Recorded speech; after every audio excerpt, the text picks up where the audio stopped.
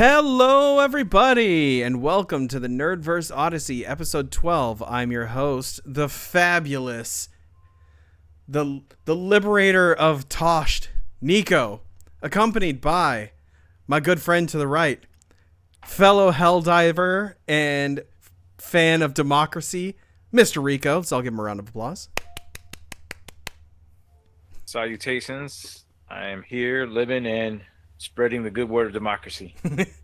And to my upper right, we can see possibly someone dying of the plague. Mr. Hunter. You know, speaking of corsets, what do you call a French anime fan? A huib. Oh, every fucking time. And above me, our special guest from last week, who decided to just weasel his way into today's podcast, we have Mr. Glenn. I'm like herpes, I just keep coming back. Oh, it's got saucy. Also, that would have been a much better intro had you done your high pitched announcer voice, and then you dropped to Mr. Glenn. That would have been a lot better. No. There's a whole entire freaking song released by Linkin Park that Called uses my last name, Mr. Hahn. Mr. Hot. Hey, that's exactly where I was going with See, that and it's song. perfect. Yeah. I didn't dox him. He doxed himself. Hold on. Wait, that song's about herpes? As far as you know. Yeah, might as well be. Yes. I don't know, Cure it just for went the from itch herpes is about to- herpes. Hey, You know, his name is speaking Mr. of, Han, right? It's a weird Actually, no, odd that's name to funny me. because the name of the song is Cure for the Itch, right? no. That's not the name of the song? Something broke. Yep, with that sound effect, it was like, that was a no. Yeah, that was definitely a no. That was actually my wife dropping a wine glass, so that was no sound effect. All right. Well, you didn't need that wine glass, right? No. No, I have what are those guys that make noises for a living? It's like Hey, I'm looking at it right now on my phone. The name of It the fucking is song Cure is for the Cure Itch. for the Itch. Kiss my ass. I it really isn't don't search for the itch. We're not talking about scratching your nutsack. Yeah. It's I love how he had to bring the tablet up and just nothing but bright lights and whatever. We can't even see what you're pointing at. Yeah, it's right just here. like it's just like when You tell? exactly. It's just like when you're trying to Thank you, use Hunter. one of the rifles in Helldivers and you swap to first person mode and the fucking flashlight's on and you can't see shit in your reticle. It's perfect. yeah. That should See, be it how proves it. So on that note, how is everybody? Let's start with Rico. What's crack-a-lackin', homie? So going in order, as far as life, I had a awesome day at my son's school. They had Nice. field day. Nice. So they had some volunteers. Initially, I thought it was going to be like at his other school, but we ended up just rotating stations. So it brought back, I don't know if you guys said you guys went to school, didn't go to school. Maybe Glenn, you had the parachute. I don't know if you remember that. Oh, There's I like remember that. Multicolor stuff. You bring it in, bring it out. So that was fun playing with the kids. And then they went to go play tug of war. And so the boys want to go boy versus girls. And so obviously there's more boys than girls. So I just thought, like, you know what? I'm kind of bored. I was like, let me go on the girl side. I'll be the anchor. Mhm. And so when I went there, I was like, well, we're just gonna have some fun. And then the old competitiveness came into me, and I'm like, even though my son was on the other side, I was like, I can't lose to these boys.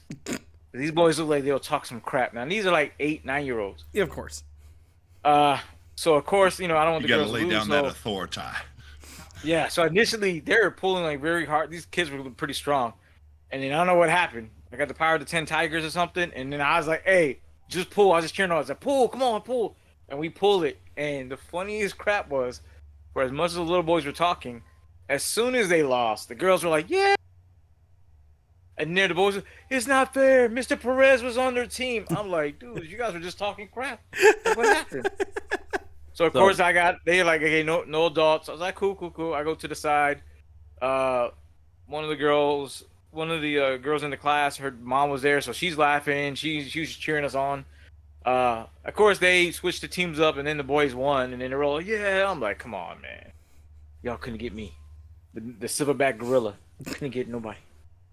See, you should so I was just pretty- ran up and drop kick that 9-year-old and just told him Nah. to deal with it. I wanted to with my lightsaber. I brought that, but I only could bring it out so many times. You were gonna so. bring a foreign object to a child's fight? Well, because at my son's old school, field day was the adults will just pick a random game thing. So nobody get offense because I forgot the actual name, but how I was introduced to this game was called Redneck Golf. Okay. All it is PVC pipes. It's like 3 bars, and then you have like 2 balls that are tied that are connected by a string, and you just toss them, whatever. So I had that Redneck station. golf. That is good. Yeah, it was Redneck Golf. It was at a campsite. We were just chilling at one time. Everybody just, hey, you want to play this Redneck Golf? I'm like, all right, cool, shoot. You know, I forgot what the actual name is. Somebody told me the other day, but yeah. You know, So I thought it was gonna be like that. That's why I brought my lightsaber just to be fun and have fun. And they're like, no, we're gonna rotate. So I was like, okay, that's fine. Fair. What's bad is that there's probably like an even worse name for it than redneck golf. That's probably like the nice term, you know? Like, Yeah. I'm sure- But also, it's probably like insert expletive here. And again, for context, it was people from the country that told me that was the name. It wasn't like it was some random people from somewhere. No, these full-blown country accents were like, this is Redneck Golf. All right, if you say so.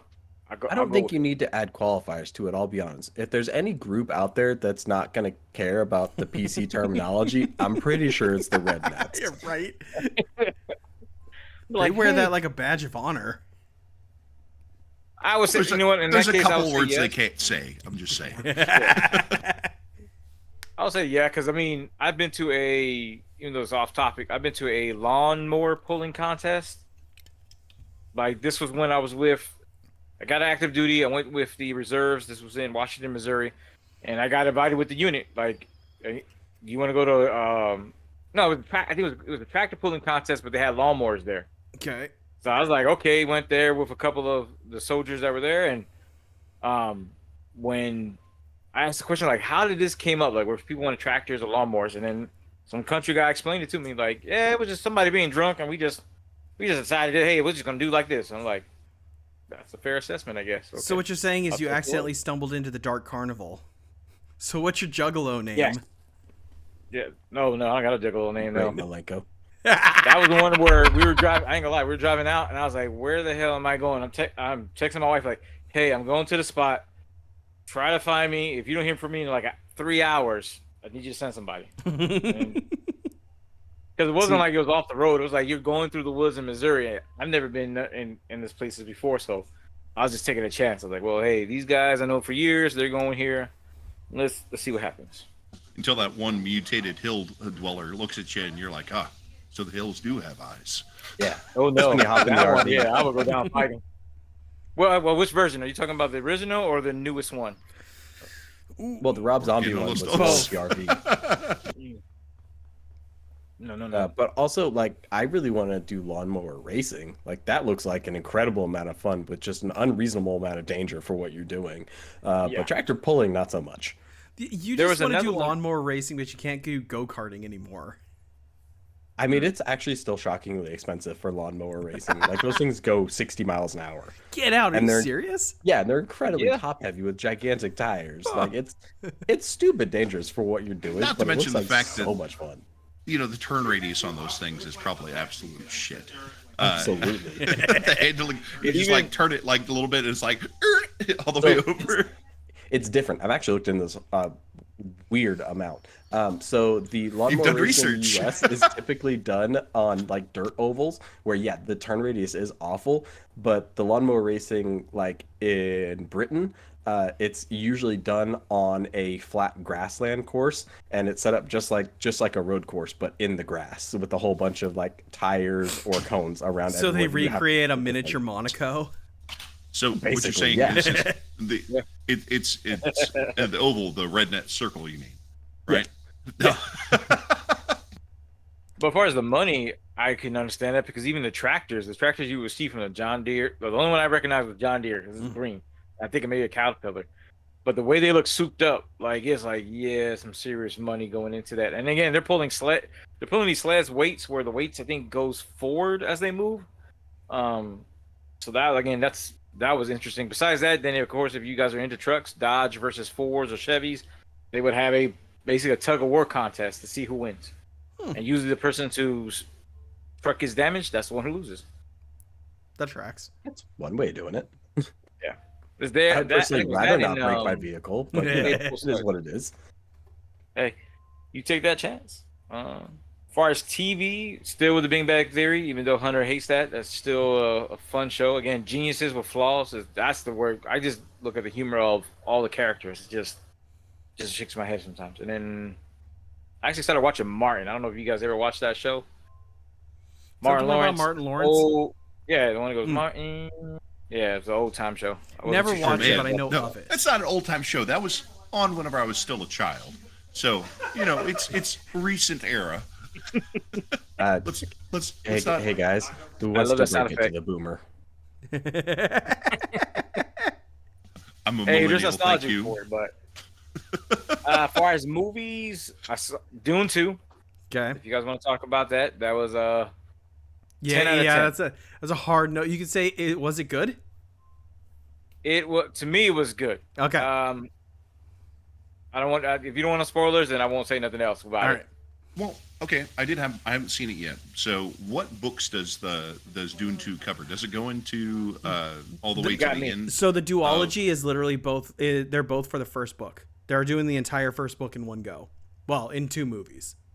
Okay. Mm. So technically, then, this is a stopping point. If they never make another one, all they did was they filmed the first book. okay. There are so plans for a third, though. No, Oh, nice. So is the third one going to be like there has to be. Dune Well, Messiah? It'll probably be Dune 2. Like whatever the second book was.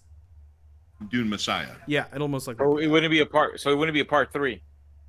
Yes, it'd be part 3, which is technically book 4, because the first Dune book is in 3 parts. Huh. 3 book. Yeah, Okay, first okay. Dune book is. You guys got to watch. I've read them Watch all. it. I love them.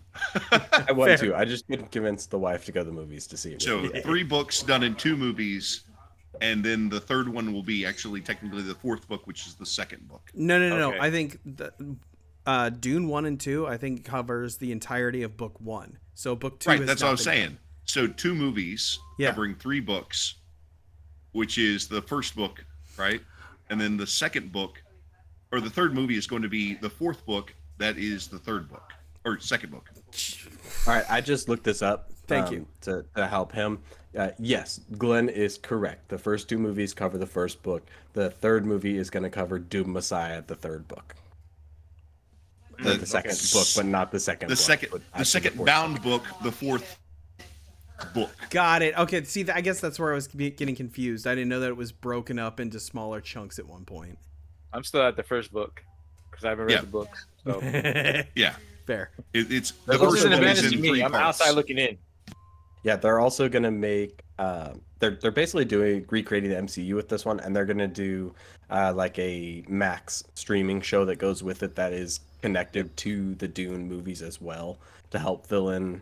I don't know if they're gonna do it as like a side plot to help fill in the characters, if it's gonna be like a prequel or what it's going to be. I haven't looked too much into it. The Butlerian Jihad, the knockoff that his son put together with all the scraps he left over to make prequels. What?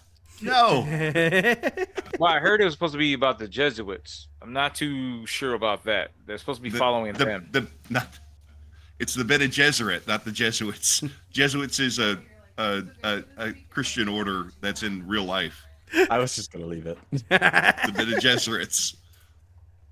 Well, I mean, technically, that's what they are in the book. I mean, not book, in the movie. That's what they're doing. Like, to me, outside looking in, is like you're passing down a prophecy. One is a Brotherhood of Christ. The other one's trying to breed Jesus. Aren't those the same thing? I don't think the Jesuits are trying to make a new Jesus. Jury's out on that one? I mean, No. as far as, Christian brotherhoods on the Catholic side, priests, all that fun stuff, they don't have that much sex. I mean, we could invite one on the podcast. Does That anybody sounds like know a terrible one? No. They're secretive. And they're women. All right. Anything else on you? Wait, are on you saying Rico? you don't want women on the podcast, Rico? Define women. My brother. Fuck you. No, legitimately. I don't know if he ever. Oh told you shit! guys No, okay, this. no. Let me tell it. Let me tell it. All right. So right before I joined the military, I forgot that I had lost my Social Security card. So I went down to the Social Security office to go get a new card. Filled out the paperwork, brought it to the front counter, handed it to the lady. She's inputting all my data, and then she looks down and she's like, "Huh, there's a problem here." And I was like, "Okay, what's the problem?" Well, you put on your paperwork that you're male, but our system says you're female. And I shit you not, I looked down on my dick, looked back up at the lady, and said, "Pretty sure I'm male." So what had happened was, when I was born, because this was back in the 80s, I guess they had the parents fill out all of the documents on the babies. So apparently my dad, love him to death, but he's kind of an idiot, put down that I was female. So for 24 years, the U.S. government thought of me as a female. And my mom got that daughter she never knew she had. I mean, umbilical cords and innies, usually they have one or two, right? Ouch. Oh, that's rough. But yeah, so that was. He just looked at you and was like, "That's not a penis." It's like a penis, only smaller. Was it really cold that day? Yeah, No, I was in the pool. Always been an I was in the pool. It's called shrinkage. I tell you, it's shrinkage. Yeah. All Shout out right. to George Costanza. All right. So Hunter, how about you? How was your week? I wasn't done yet. Oh, I'm sorry. Rico, how was your week? All right, cool. I'll do mine real quick. The Beekeeper, hence the bald head, hence the hat. Actually was good. Again, if y'all want to talk about that, we can. And Roadhouse, 6 out of 10. That's all I'll say. If you haven't watched it, that Fair. The trailer looked like it was a 6 out of 10. Have you guys seen the original Roadhouse? Yeah. Which is also a 6 out of 10. I mean, But let me I take feel that like yeah we can back. talk Yes, about I saw it. I don't know. I think with that movie, they could have went in two directions. Either the way they had it, you could have had it, not even take the Roadhouse title out of the way and just make it your own thing with the UFC background, everything else. Because again, my thing was watching it had its high and low points, but it came off too comical in a sense, especially Conor McGregor. That dude was just that's because, listen, Conor McGregor could kick all four of our asses in a street fight at the same time. I will admit that. However, what I will say is Conor McGregor is shit. Oh shit, I muted myself. Anyway, I mean, his fights are always fun to watch. they're fun to watch, but his personality sucks ass. He used to be funny, and then he wasn't. He's a cocky shithead. And he has Well, the you love exact him in same Roadhouse. personality now. And as for he had some when he was coming up. reason, Dana White really wants to fuck him because all he does is just like spooge over this guy. I don't know if it's the same, if he still is, but nobody else brings in that type of money for pay-per-views. So yeah, it makes sense. fair. And in later news next week, we'll be reviewing how Conor McGregor saw our post, and Nico promptly got his ass stomped in. Deservedly so. His asshole looks like somebody elbow dropped a crab cake, because that is quite literally what happened. I can Just stick don't let in him my Yeah, and mind. you know what? So- I'll say Get another thing. close. His whiskey sucks ass. I mean, that's fair. But I mean, what I will say is I really enjoyed the fight between them at the end. Like, the choreography of it was good. Like, it was a really fun fight up until the CGI stabbings. Like, at that point, they lost. Yeah. It. But What- like up until then, it was Hold really up, pause. CGI stabbings? Yeah. Why don't you watch the movie and then Do you'll you understand? guys want to talk about it? Do we want to talk about it? Fucking 'Cause I'll talk tell you about all it now. quick. Now I'm curious. You're Flying saying somebody boat, gets CGI shanked. stabbings. Oh. Plenty to talk about there. I mean, the whole thing with the Roadhouse is the way they depicted it, right? So at least this is my version, or this is how I viewed. Got you. We're gonna pause for Glenn. No, We don't talk about this. because he's shit. not gonna end the podcast. Keep talking about this shit. Okay, well, we can't have dead air. Hunter, how was your week? But So yeah, Roadhouse. No. Um, so yet again, I'm sick, and I might be able to attribute this one directly to my daughter sneezing on my forehead repeatedly. That seems like a pretty solid culprit for this go around. But yeah, it's good times. I did not finish Loki. We already talked about that a little bit. I'm only at a couple episodes ago though. I did watch the latest episode of X-Men '97. Have you guys watched any of them yet? Not a single episode. Okay, you need to watch the damn show because the first episode is the coolest depiction of Cyclops that has ever been put into any form of media because he uses his psi beams to dance around the battle and position himself for attacks, and it is the coolest thing. Wait, Like, you're saying when his you- Cyclops is actually pulling a Cyclops? Yeah, like when Yeah. you're reading the comics and you're imagining how these battles are going and you're getting to watch how it connects, like you can picture it in your head and it's pretty cool. And then you see that episode, you're like, "Oh my God, this is so much better than I ever imagined in my head. I want nothing but 30 minutes of this every week." All It's right, so much fair. and the latest episode is pretty good too. The series literally picks up as soon as Xavier is taken off into space with the Shi'ar Empire to cure him because he was dying. It kicks off right after that with Magneto taking over the X-Men and the mansion and the school and everything else. So it like the story is fun. I mean, it's something that we all know, obviously, but it's awesome. Highly recommend it. It's great. The animation style takes a minute to get used to. That's what I heard because they're using CG models to emulate the old style, right? Yeah, so it's not drawn like it was before, which kind of sucks. But I also get why they do it, so it's acceptable. Well, this would have taken a lot longer to do than if they didn't do that. Yeah, yeah, and they also, I don't know if you guys heard, they fired the director of the series before it ever even came out. From everything that I read, because I saw it ahead of time and I freaked out initially, I'm like, oh, this show's gonna suck. But it was because he was a pain in the ass to work with, and reportedly the Marvel execs were not comfortable to what he was posting to his OnlyFans page. So they used both of those reasons to get him out of there. But so far the show is I heard of the disgruntled stuff, but damn, I didn't hear about yeah. it. Well, Have you guys watched The Bear? The Bear? Wait, is that the one with the dude from Iron Claw, he's a Yeah, cook. Jeremy Allen White. Yeah, no, I know of it, haven't watched it. Okay, I started watching it because I really liked him in the Iron Claw, and this is the role that like got him after Shameless. This is what got him in the Iron Claw, and it's like, okay, cool, let's watch it. He was great in that film. Let's see if he's good in the show. It is amazing. I highly recommend it. The entire show is based around a family in Chicago who both brothers. One brother owns a restaurant, like a sandwich shop in Chicago.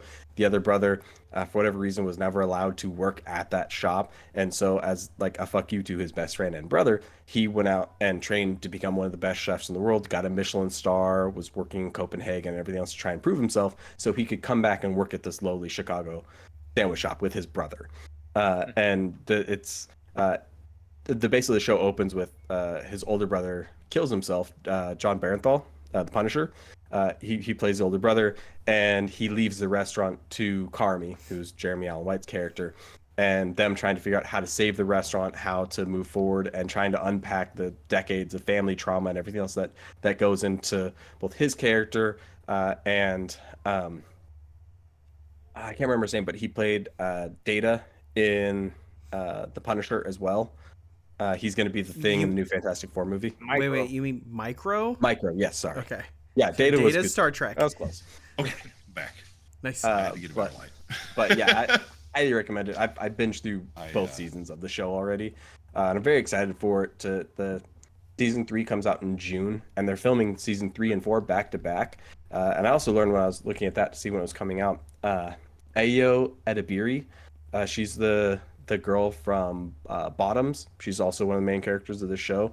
Them filming this show, season 3 and 4, back to back, is why she pulled out of the Thunderbolts film, because she was playing a unnamed character, but everyone on the internet assumed it was going to be Songbird. So both Steven Yeun and her pulled out of that movie. Man, the only thing that sucks about that is Steven Yeun would have been pretty cool as Sentry. He would have been dope. I was really stoked for that. I also watched Ricky Stenicki. Have you guys seen that one yet? What the fuck No, is yeah, I that? saw it. It is a comedy on Prime with uh, There's John Cena and Zac Zac Efron Efron. and a few other people. And basically, these You're muted, kids, dude. not me. Okay. No, not These you. No, it kids, was Glenn. they Yeah, Glenn, you're accidentally muted. set a house on fire when they were kids on Halloween night, like lighting a bag of crap on fire on a porch and set the whole thing on fire. And to get away with it, they wrote the name Ricky Stenicki on the jacket and left it there on the lawn. And then ever since then, anytime they got in trouble, they'd be like, "Oh, it was Ricky's fault," and they just made up this entire person. And they continued to do so as they became adults to like go to concerts, go on Vegas trips, whatever they wanted to do. They'd be like, "Oh, we got to go You're to still this thing muted, with homie. Ricky." And so their significant others eventually catch on, and they have to hire John Cena, who does sexually erotic renditions of popular songs as like a Vegas show. He's a trained actor. They hire him to play Ricky Stenicki, and it's the shenanigans that they get up to as a group throughout that whole event, and it's hilarious. Like of all the comedies that have come out in recent years, like it's not as good as Game Night, because that one was, I feel like the best comedy movie we're gonna get for another decade or so, because nobody seems to want to make one. But it was pretty high up there. It was nice. I enjoyed it. Hey, Glenn, I checked to make sure that your headphones didn't die on you. No, Oh, they there you didn't. Yep. Yep. Small issue. I'm back. I put in a light so it didn't look so blue. I also watched Land of Bad. Have you guys seen that? No. Okay. It's with Russell Crowe as the guy in the chair. Uh, uh, Milo, what's his face? He's the Jesse from Gilmore Girls. He was also in Heroes.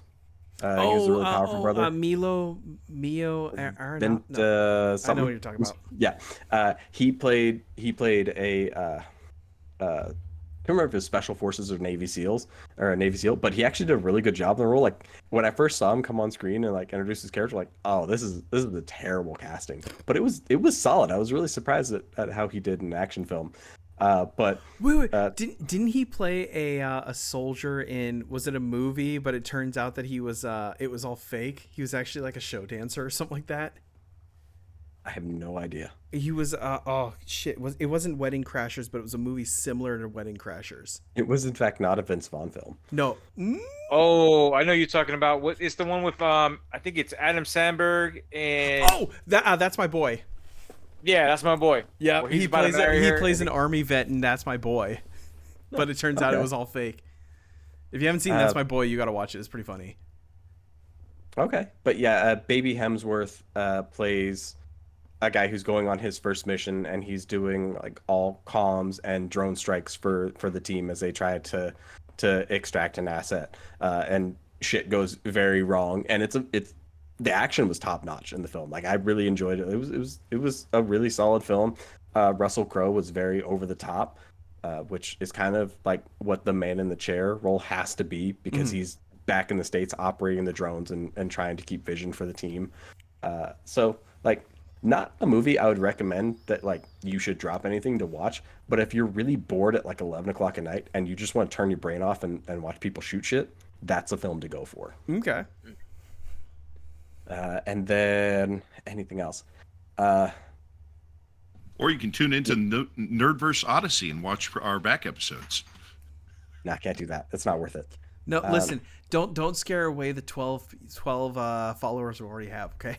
Telling them to do things, that's the worst idea. I did start playing Teamfight Tactics more this week. It's a Dota chess game. Oh, okay. They released the latest set for it, and it's overall pretty basic. And there's really only 2 team comps that it feels like you can win and actually like climb the rankings with. But I mean, so far I'm like 7 or 8 games in, and I think I've won 4 of them so far. So it's pretty simple once you like get the mechanics of like the team comps you want to build for your board. But overall, it's fun. It's a lot better than a lot of the recent sets that they've had. It's like fun colors, really bright and vibrant. and so like, it's enjoyable. It's something to Nice. pass the time if you like can't invest in a game and actually care about what you're doing, but you just want to like passively read something or watch a video and play a game at the same time. It's a solid option. Okay. And I got Helldivers too, but I haven't played it yet And why did you get Helldivers 2? because you forgot my birthday. Listen, I actually texted you like the day before your birthday saying, "Hey, I'm saying happy birthday now in case I forget." No, that was 4 days ahead of time, and then 2 days after you tried again. Yeah, that's fair. Good on you for trying.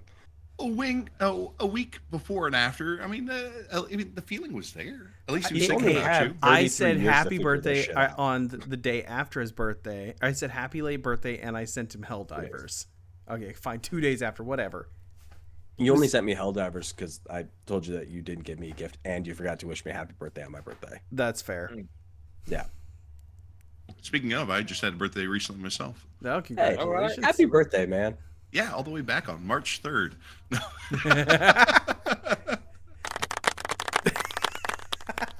God, not this shit again. Wait, Oh, no, you fuck, gotta go no way. with. Wait, I wonder if Oh, you could yeah. do it this way. Yeah. Fuck, kill me now. Okay. Kind of looks like a DJ.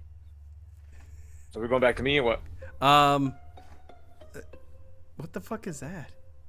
Okay.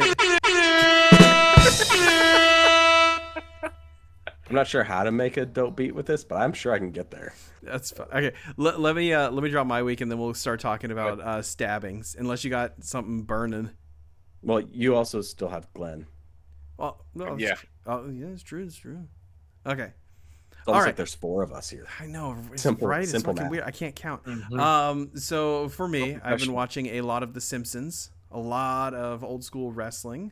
Started rewatching. I'm starting from Raw, the first episode of Raw, and just working my way up to the Attitude Era. Listening to a lot Why? of OSW reviews because I have a problem. It's that you don't want to watch good entertainment. Yes, I'm really digging for that hard garbage right now. I need it directly in my veins. It's a fucking slog. Why would you do that? I think I might be a masochist. I'm not sure. I remember also watching it real time and thinking it was trash. I love trash though. They took Jerry Springer off there. What else am I gonna do? I also have been playing a lot of Helldivers. I picked it up a couple days ago, and finally I got up to level 6. And just for everybody out there, as of 10:55 p.m. Eastern, we have taken 41% of Toth.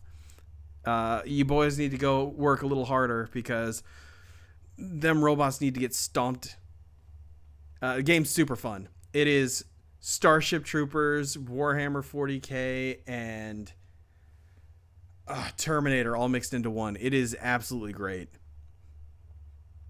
And that is... Oh, and I did find out there was a movie that was made on the year of my birth called Robot Ninja.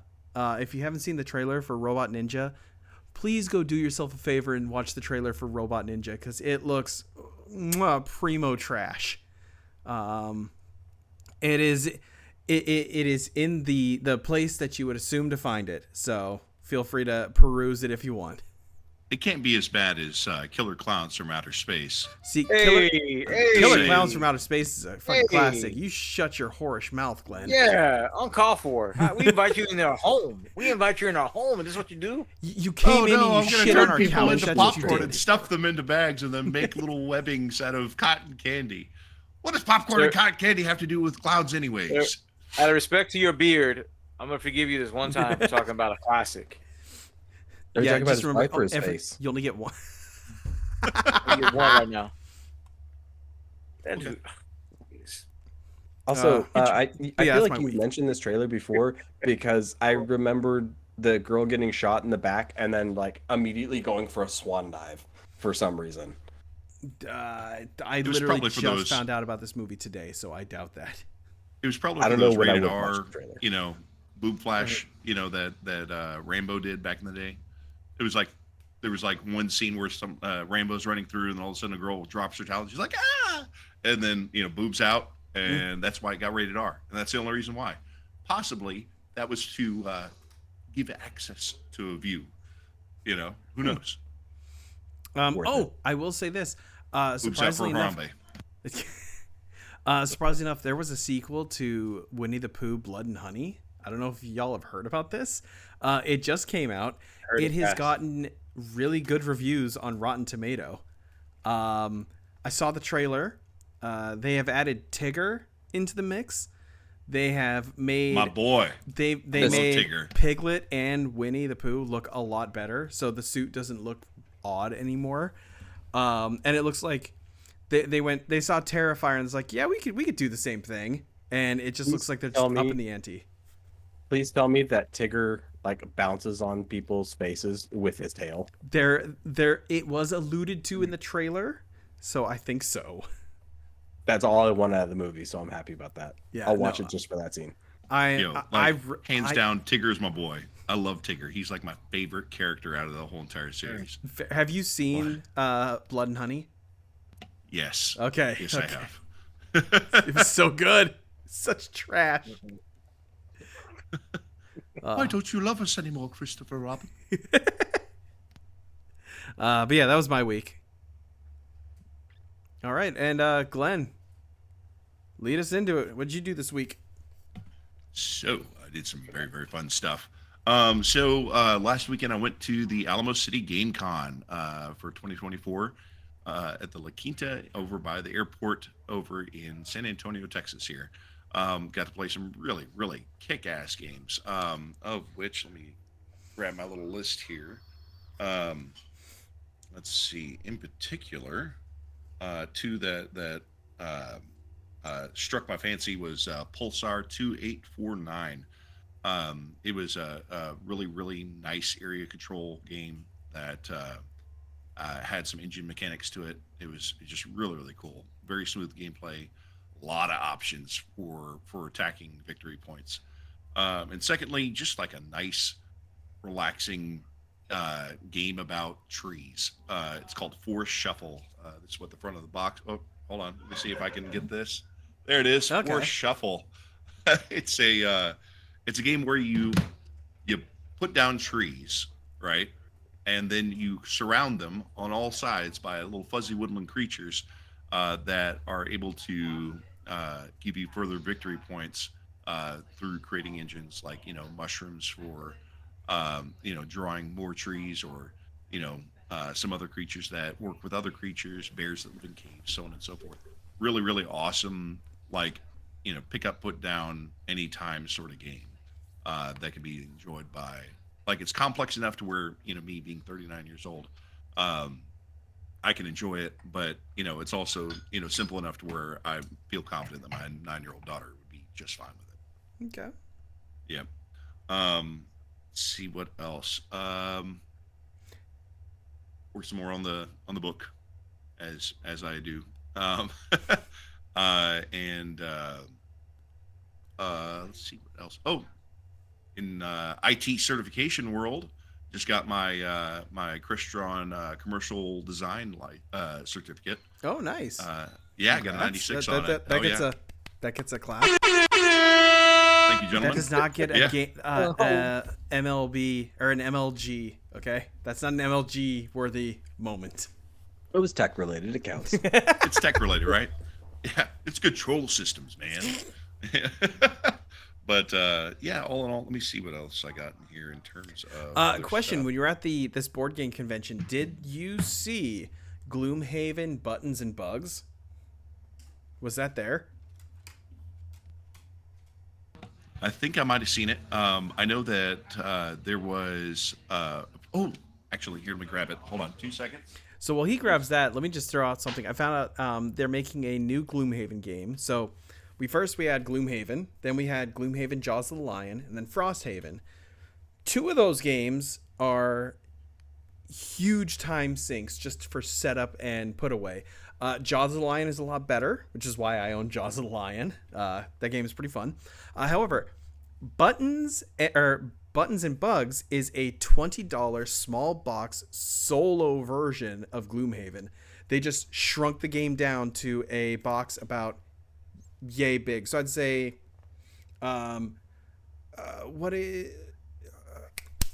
take a couple magic decks and take like 3 60-card magic decks, stack them next to each other. That's how big the box is. Why didn't you just 3D print stuff to make the setup easier for Gloomhaven? I don't have Gloomhaven. I played it at a friend's house. Yeah, it is but, a really like, big game though. It's So I mean, I huge. understand. Yeah, It is, but you That's just why I get a have Jaws of the couple Lion. storage boxes and you 3D print everything to make like stands and containers and everything else. So and it the makes it reason a why I breeze don't to have set up and do that. Gloomhaven, and I'm gonna peel back the curtain a little bit. You can see all my board games over there that have taken over my bookshelf. I have no more room. No, I see. Like on the I far have right bookshelf, side, too. there's 2 boxes stacked, and there's plenty of room No, between those so and the those ceiling. 2 are actually that's my solo game shelf, and that only goes for solo games. So no, that doesn't get touched. Or you can just redo the organization. Kiss my Well- fat ass. a couple of things picked up. One, this is a copy of Storm Dragons. Harvey and Right. Carly Cornell, pardon me, not Cornell. Cordell were there. They're a couple of board game designers, and they made this one here. My daughter loved the crap out of it, and she's played at least 7 games with them just at cons that we've been to. And I was like, you know what, baby, why don't we just get the game? But it's a card drafting game where you have different dragons. You can see on the back here, and you place them and achieve in that way. Another Didn't you fun say one- she's obsessed with dragons? Yeah, Would he's I just say she's feeling that obsessed with heroin high. dragons? That's all. The puppet. Yep. Yeah, that's okay. That's what I thought. Oh dear, poor York. What would you say? Would you say Caroline is obsessed with dragons? No.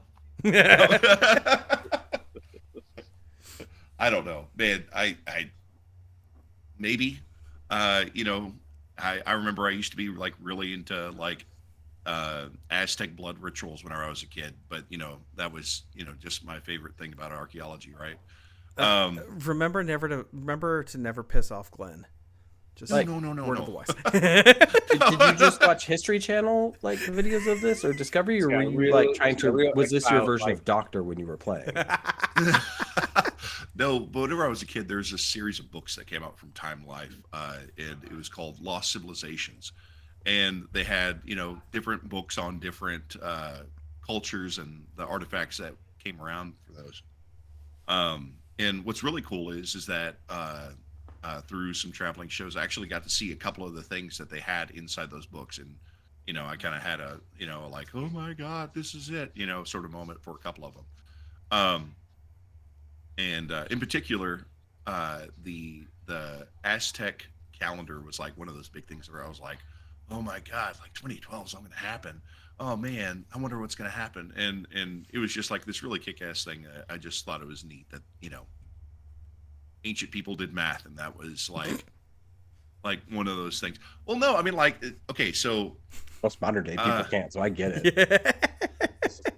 so like one of my favorite books is Euclid's Elements, and he there's one of the few surviving books that they have that survived the fire at the Library of Alexandria, and essentially it deals with like Greek math, because they didn't really deal with like quantified numbers. They dealt with, is something bigger than something else, and which direction is it going? So in a lot of ways, like vector math.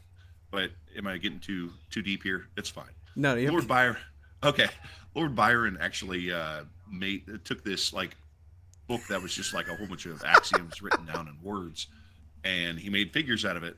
And I got like really into that for a minute, but that was a whole nother thing.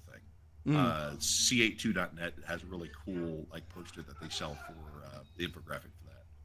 But yeah. That was kind of the thing. It was like, the Aztecs, they had the ability to predict, solar cycles and stuff like that. And not to mention, they ate people's hearts. I mean, how badass is that? They All right, so on that note, I do have to point back over at Rico here, who had to pull out his e-peen. So how would you like to explain your pop there, good sir? Oh, I think we got kind of offended what Glenn said, so we just wanted to tell Glenn something real quick. That's all. Go. What would you like to tell Glenn? It doesn't talk. It just goes to sign language. So I gave him a good finger. What did I say? No, You said he's giving you shit because you said you didn't like Attack of the Killer Clowns from Outer Space. Oh, okay. We're still on that. I see. Yeah. we Oh never no, left. my man Randy. holds a grudge. Wow. Speaking Aren't they of remaking grudges, that? Speaking, sorry to cut you off there. Aren't they remaking Killer Clowns from Outer Space? Not that I'm I sure heard of, Google could and tell you. kind of hope not, depending on how they go after Roadhouse. Oh, I know. We'll get back to that. it'd be absolutely horrible to fail twice. I know somebody who might not get invited to the next show. It's fine. No, he's gonna get invited. I just hope his dragons die or something. I don't know. It's a game. Hope the game's catch on Oh, yeah, fire. there's a game. So, mentioning people with grudges, Nuns on the Run, really great game. You're a bunch of nuns that want to be, they have a secret desire. And then there's these two nuns that are like, beefy and burly. And I think actually one of them's like, well, has a form-fitting dress. The other one's kind of like, except in person form. Yeah, you have secret movement. It's really fun. Tons of fun. But it's made by crap. Now I'm forgetting the name of the board game company. It's the Big Shield M. It's That Nico, one. help me out here. That one. No, you don't know that one. No, So- I've never seen that logo. I'm gonna have to look this up. But apparently they got bought out by Asmodee. Oh, okay.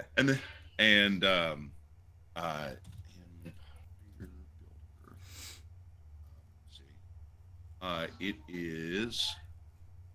Oh my god! I see the Google hour. It started early this time. Right. All right, everybody. Mayfair. We're probably Mayfair. Okay, there it Mayfair. is. Okay. Mayfair. This is the name of the company that made it. So yeah, Mayfair made a bunch of board games which I absolutely love.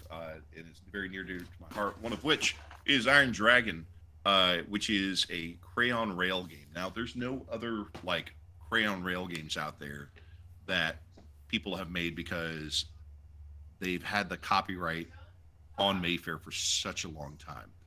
But there's a glimmer of hope. There's a Kickstarter that's getting started up to start reprinting the Mayfair games, and specifically the Empire Builder series, which I'm terribly excited about because of the fact that I can finally get my hands on a copy of Martian Rails or Lunar Rails, which is building trains on the moon. Okay. Yeah. So it's Ticket to Ride in Space. No, absolutely not, because it is far more elegant than that. Okay. You have a train. You draw your line with a crayon on this hex grid, and then you have to take loads from one city that has the goods and take it to another city that needs the goods using the demand cards. You have to you start in a major city with like $50 million, and then by the end of the game you have to have 250 million with 7 major cities connected, and that's the win condition. This sounds like something that you can go download the files off Board Game Geek for and just print and play at home. I know that there's some folks on Etsy who make like replacement boards, but they can also make like a full replacement. Yeah. Yeah, Right. exactly. But no, that is very, very near and dear to my heart. I have a great story about me drinking 3 liters of Surge whenever that was still a thing. Right before I played it with my grandfather and my dad, to which my grandfather said, "Oh, now I know why they call it Surge, because it makes you surge to the bathroom." Because basically I was making my play like bouncing in my chair and then going off, pissing my pants out, and then coming back. That sounds But, accurate. Oh yeah. Well, I mean, all it that was Yellow just, it was 5. just poor man's Mountain Dew. I mean, it was owned by Coca-Cola, but you know, as poor man as Coca-Cola is. Hey man, it's all So- about that Fago moon mist. That's all I'm talking about. So, My kid tried Yoo-Hoo the other day for the first time. Loved it. yoo-hoo, baby. The boy or the girl? The boy. All right, so he marked out. Oh yeah, he loved it. Nice. He got a Yoo-hoo and a chocolate donut. He was stoked. You trying to make him lose his toes? What's up? No, we went out for a special breakfast because we had a neighborhood Easter egg hunt, and they had donuts out front after you got pictures with the Easter bunny. But the line was incredibly long, so like we could do this, guys, or we can just go to a donut shop and sit inside and eat fresh donuts. And like, let's do that. Fair. Oh yeah, I think PetSmart should be doing the Easter bunny photos soon. I gotta go get a picture of my rabbit with the Easter bunny again. You mean your kids? Are you gonna bring your kids with you? To I was thinking the PetSmart, same thing. no. Oh my god. No. So PetSmart, you can only do the animals. So last year I took the rabbit in and stuck him with the Easter bunny. It was a pretty good picture. Now my question is, stand beside the Easter bunny? No, they're really finicky about that. Like, no kids near, like no kids, no adults, nothing. It's just the animal. Can you stand in the picture next to your rabbit with the Easter bunny? I would assume if the rabbit's being an asshole, then yes. I know last year there was a dude who came in and got a turtle with the Easter bunny. They brought their turtle in to take a picture with the bunny. But I mean, in all fairness, it's run by like the people who actually work in the shop. Like the employees are the ones that don the suit and take the pictures. So I can understand why they don't want screaming kids running around them. Oh, not to mention they might spook the dogs on top of that. So Exactly. Yeah, I get it. Or the turtles, or the rabbits, or whatever other fuzzy woodland creature that you have. Yeah, whatever you decide to bring in. Have you guys played Fill in the Gap? Does the Easter bunny want to hold my gator? What is Fill in the Gap? So I played it. I forgot in my week section. It is a trivia game, and it's just set up on like a square board, and each side of the board, it basically plays like Monopoly of go in a circle. Okay. And it has like pop culture, film, music, headlines, something else. Trivial Pursuit? It's basically Trivial Pursuit, but a little bit different. Where you have to say you land on pop culture. It's set up by eras. So one side of the board is Gen X, one is Gen Z, one is Millennial, and the other is Boomers. And if you are on that section of the board, you have to answer a trivia question for that generation. I was doing real great until I got to Gen X and I landed on headlines, and I swear I sat there for a good 20 minutes. It was frustrating as all get out. What were some of the headlines? I don't even remember. I'll have to go downstairs and grab it, maybe for the next podcast or something. All right. But it was shockingly difficult. And somehow I got out of the Boomers in like 4 cards. Like that was not a challenge at all. So I know exactly why with Boomers when it comes to entertainment. What did we used to watch every single night before we went to bed? PBS. Nick at Night. Smash. We used to watch Nick at Night. Well, I know I did. Like I grew up watching all the shows from the 60s and 70s every night. Did they play Archie on? Fuck yeah, they did. They played Nick at Archie, Night? Three's Company. Was it Bewitched, I Dream of Jeannie, I Love Lucy, all the classics. The Dick Van Dyke Show. What was the name of the Archie show? The Archie Bunker one that was all in the family. Oh, okay. Yeah. Archie. Oh, the Jeffersons, the Cosbys. Oh man, go down the list. Oh, speaking of old sitcoms, did you hear that? It's not All in the Family. What the fuck is it called? What was the one with Good Dynamite? Good times already. Did you hear that they're remaking it? Did you see it? Did you see the trailer? Yes, I saw the trailer. Did that not piss you the fuck off? Who's playing JJ? No, dude. It's an animated cartoon that is for a mature audience. It looks like fucking garbage. It's like they took Bebe's Kids. If anybody's familiar with Bebe's Kids, Yes, it's like they it's took fucking Bebe's Bebe's Kids. Kids With Good Times. Man, do we want to? Okay. I don't know. I mean, apparently we've sidetracked, so you might as well give us something more than just So the thing with Good Times, okay, so not showing my age. Good Times came before, was set and came to time before my era. So at least in the 80s, if you were privy to watching TV, it would come on. There wasn't that many shows, especially when we were in Germany. We only had one channel that would show all the stuff. So Good Times. I'm not saying Good Times was the greatest show, but it did show for. It was a good show. Black people, or at least with minorities. General takes on how it was growing up in the hood, as far as the city. Mhm. Now, for context, there is some how you say turmoil in the show, because I believe it was James Amos, the guy who played the father, and Mhm. I'm not gonna lie, I like his character because he kind of reminded me of my father, how he was if you're acting up. That did not like how the show was going in a direction similar to kind of like how the guy who played Carl Weathers in Family Matters did not like how it was going the way it was with Steve Urkel. So even if you saw that show, Mhm. you saw how, I think it was after a couple of episodes, or at least season 1, how it was centered around the family, and out of nowhere it got centered around Steve Urkel. Yeah. So in Good Times, that was the whole thing, is you had certain stereotypes they made fun of, but then they started noticing the networks wanted to do the whole center on JJ with the whole dynamite kind of thing. Yep. So what they did with this new rendition of it, I believe it's 4 generations of Evan. So when Good Times ended, they were supposed to have left the city. They left the neighborhood, left the ghetto, what do you want to call it? They're done.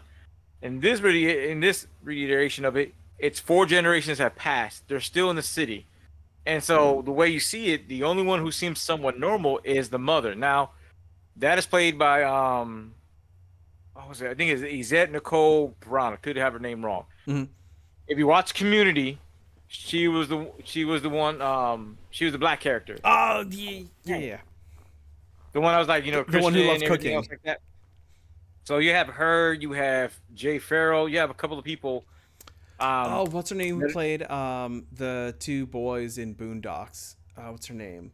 Regina King. Yes, Regina King. I don't think she's in it. Yes, she is. She is. That's how I Have found to out look. about it. I was looking up the Boondocks and found out Regina King was in it. So when you see the show, you see a lot of things from gang violence to, and it's not even it's a 2-minute video, it's a 2-minute trailer. It just doesn't put out the warm and fuzzies. And then you have the main thing people focus on is you have a baby selling drugs Mm-hmm. on a corner. So me joking around, I was showing folks. I said, well, maybe they're trying to do Dave Chappelle's joke. Dave Chappelle has an old joke about a baby that's selling drugs in the corner. To one part, and I think that's special, where he's in a club and he makes the joke about when he saw this woman bend over, all of a sudden he was looking and he sees something looking at him, and it's the baby that snuck into the club after selling the drugs. Obviously, I murdered that whole Dave Chappelle joke, but if you go back, I think it's Killing Him Softly. Mm-hmm. You can see it. And so that was a big turmoil on at least on X, was everybody was up in arms on what is this bull junk. Now, as far as the writer, one of them, she says she wrote it. Hey, please don't judge it based on the trailer. And if you like it, you like it. If you don't, you don't. YMB is what she goes by with Twitter. She's saying the same thing. If you're coming to her page and you're saying stuff, you're gonna get blocked. Like, this page is not made for your criticism and your opinions. And then basically gave her whole life story of what she's been doing, as far as an activist and everything else like that. But I think the root of the thing is that you put out a product, and Yeah, no people- different than the Velma that again got hate watched, and then now it's season 2. You put out a You're product. the problem. You're the problem. No, really? They See, gave what you him a should've- season 2? What you should have done was downloaded it so they didn't get the view. Yeah. Okay, before we So- move on to Velma, so is it 3 generations post the end of the original run? It's 3 or 4, yeah, of the original run. Okay, because at best, because the show ended in 1979, 2024, it's been 45 years. So if we're saying it's 3 generations out, that means folks are popping out babies at 15 consistently. And if it's only 2 generations, it's only about 20 years. So it gets a little bit better. But if it's 3 to 4 generations out, like, goddamn. Man, Yeah. they need to stop this bullshit and just like, all right, they did What's Happening, and then they did What's Happening Now, and then they need to do like what happened the next Friday, and just like do Friday and What's Happening together, and we can have Rerun and Chris Tucker on the same screen. Or wait, didn't he die of diabetes? I think he died of diabetes. Wait, who But- did? Chris? Who Rerun, Oh, Rerun, Maybe. Fred Berry. that I don't Yeah. know. It's As long as possible. they don't touch Sanford and Sons, that's all I care about. Oh, you know they're gonna. Oh, dude. I still have that jingle in my head all the time. Hey, don't knock the funk. the funk knocks you. But I mean, and that's the whole crux of it. What people are saying, and I again, if I want to be fun, if I want not even funny, if I want to be real, I can say, okay, as a Hispanic, as a Puerto Rican, I have no skin in this game. This is a show about a black family, generations, and everything. My opinion is based upon, again, what was available at the time when I was a kid. What, other than the Spanish channel like Univision, Telemundo, there was no other show we have Hispanic. So a lot of these shows, yeah, I pivot to. That's the one thing, at least for comedy, I love, is because, you know, when you hear a comedian that had a wood TV, I don't know if you guys had a wood TV, where it's more wood than TV. I'm like, oh crap, that's what we had. When you have the plastic with the sofa, the plastic covers, I'm like, oh shit, that's my grandma's house. You know, if you're drinking out of mason jars, that was, again, at that young time, I'm like, man, they must be Puerto Rican too. So that's why with some of these shows, it resonate me for some of the struggles they had. That, again, even though my father was, you know, was in the military, we still struggle on certain aspects. It wasn't like it was hunky dory and everything else like that. You know, because the military is so well known for its spectacular pay. Oh yeah, especially back then in the 80s. I know. But it was one of those. It's one of those things where, like, again, with this, it's like, again, I feel like it pivots towards Roadhouse and other things where you have, instead of creating something original, you have something here that you can make it almost your own. And what you do is that you just go a whole different direction with it. I mean, I've seen it with Chips when they made that movie out of the show, and I was like, Jump Street. I got tired of, I think it was Michael Pena's character. Like, dude, I get it. You have a sexual addiction. What the hell does that have to do with your career? Like, you got to hump everything every 5 seconds. Like, don't get me wrong. Love them in Ant-Man and other movies he's been in. But what, you don't? Dude, that was just like, it got over the top. It was almost like Sausage Party. Sausage Party. Because, like, it was like, there's a certain limit. And then it's like, once you reach it, like, far as comedy, then I'm like, okay, this is just dead water. Or like Adam Sandler when he did his movie, what was the Vengeful Eight or whatever. Oh no, never mind. Like, I don't know if you guys seen that one where basically it's a Hateful Eight version of what he does, where he has brothers he has to go get, and so you got the dude from Twilight, it's a dummy, and then like Terry Crews, they do the old joke of like black dudes have big dicks. So he's like, I can play the piano like this. After he did it, I was like, dude, come on, this is just like, now it's just over the top. Like, this, it's an easy joke. But so I have a question for you. How is it that the 12 to 15 minute puppet sex scene in Team America was fine, yet Sausage Party did pretty much the exact same thing, and it didn't fucking work? Dude, it was much more graphic because they had angles, man. They had angles in the other one. The puppet shit on the other puppet's head. The big difference, you want me to tell you the big difference is? I think it's because people weren't expecting it. Weren't expecting it, and then it was the whole, again, with Sausage Party, again, you had the comedy they're doing, at least in my opinion, was crude stereotypes. They weren't funny, and once you got to the end of the movie, it was like overkill. It's like, this, what is the purpose of this unless you're trying to set the ratings off, piss off people? Because even in I forgot the name. What was it, America's Team, whatever. Even with that, after about a minute, it's like, okay, where are we going with this? It keeps on going. And after a while, it's like, okay, I'm good. Because I mean, after a while, just, again, you may watch it the first time, second time, you fast forward it, third time, you're messing with your pickle, and you need to stop that. I think the biggest difference between Sausage Party and Team America was because of the fact that the puppets didn't really have expressions on their faces, but the animations did, and so those micro emotions, and the voice of Selma Hayek being that super sexy taco, it was a little bit different. You know what I mean? It was too far. Plastic dolls are just doing this. Yeah, it's like what they were doing. This, which is kind of silly, as opposed to a fully articulated sausage, pushing his way through a bagel and a piece of Middle Eastern bread. Honey, just poop on the floor. No, he was walking over there, and then he was like, "Oh yeah, I forgot I'm a rabbit," and then started hopping. He secretly like 3 raccoons. Pretty much. Speaking of, have you shown your kid Team America yet? No, I have not shown him Team America yet. It's on the list. How will he ever understand democracy? One day he will. Well, first off, he's By gonna playing have to, Helldivers 2. bingo. Yeah. He's gonna have to play. He wants to learn democracy. He needs to play some Helldiver 2 because you gotta give that managed democracy to those heathen alien bugs and cyborgs. Yeah, but your wife won't let him watch Power Rangers or play Fortnite. So No, I he feel can- like he can watch Helldivers Power 2 might Rangers be a little now. too far. Okay. We're graduating. Now, we talking Saban, Yeah. Power Rangers, Mighty Morphin? Obviously. Yeah, we Mighty talking Morphin. okay, not Super Sentai like Zoo Ranger and stuff like that. So that's on my list because we started watching Kamen Rider not too long ago, and like this was before he got like really good at reading. So we need to go back to it now that he can actually keep up with subtitles. Actually, what's Wait, your you're guys' not gonna throw in favorite that Power dub? Ranger season? Oh, okay. Wait, it's Power Ranger or Super Sentai? Power Rangers.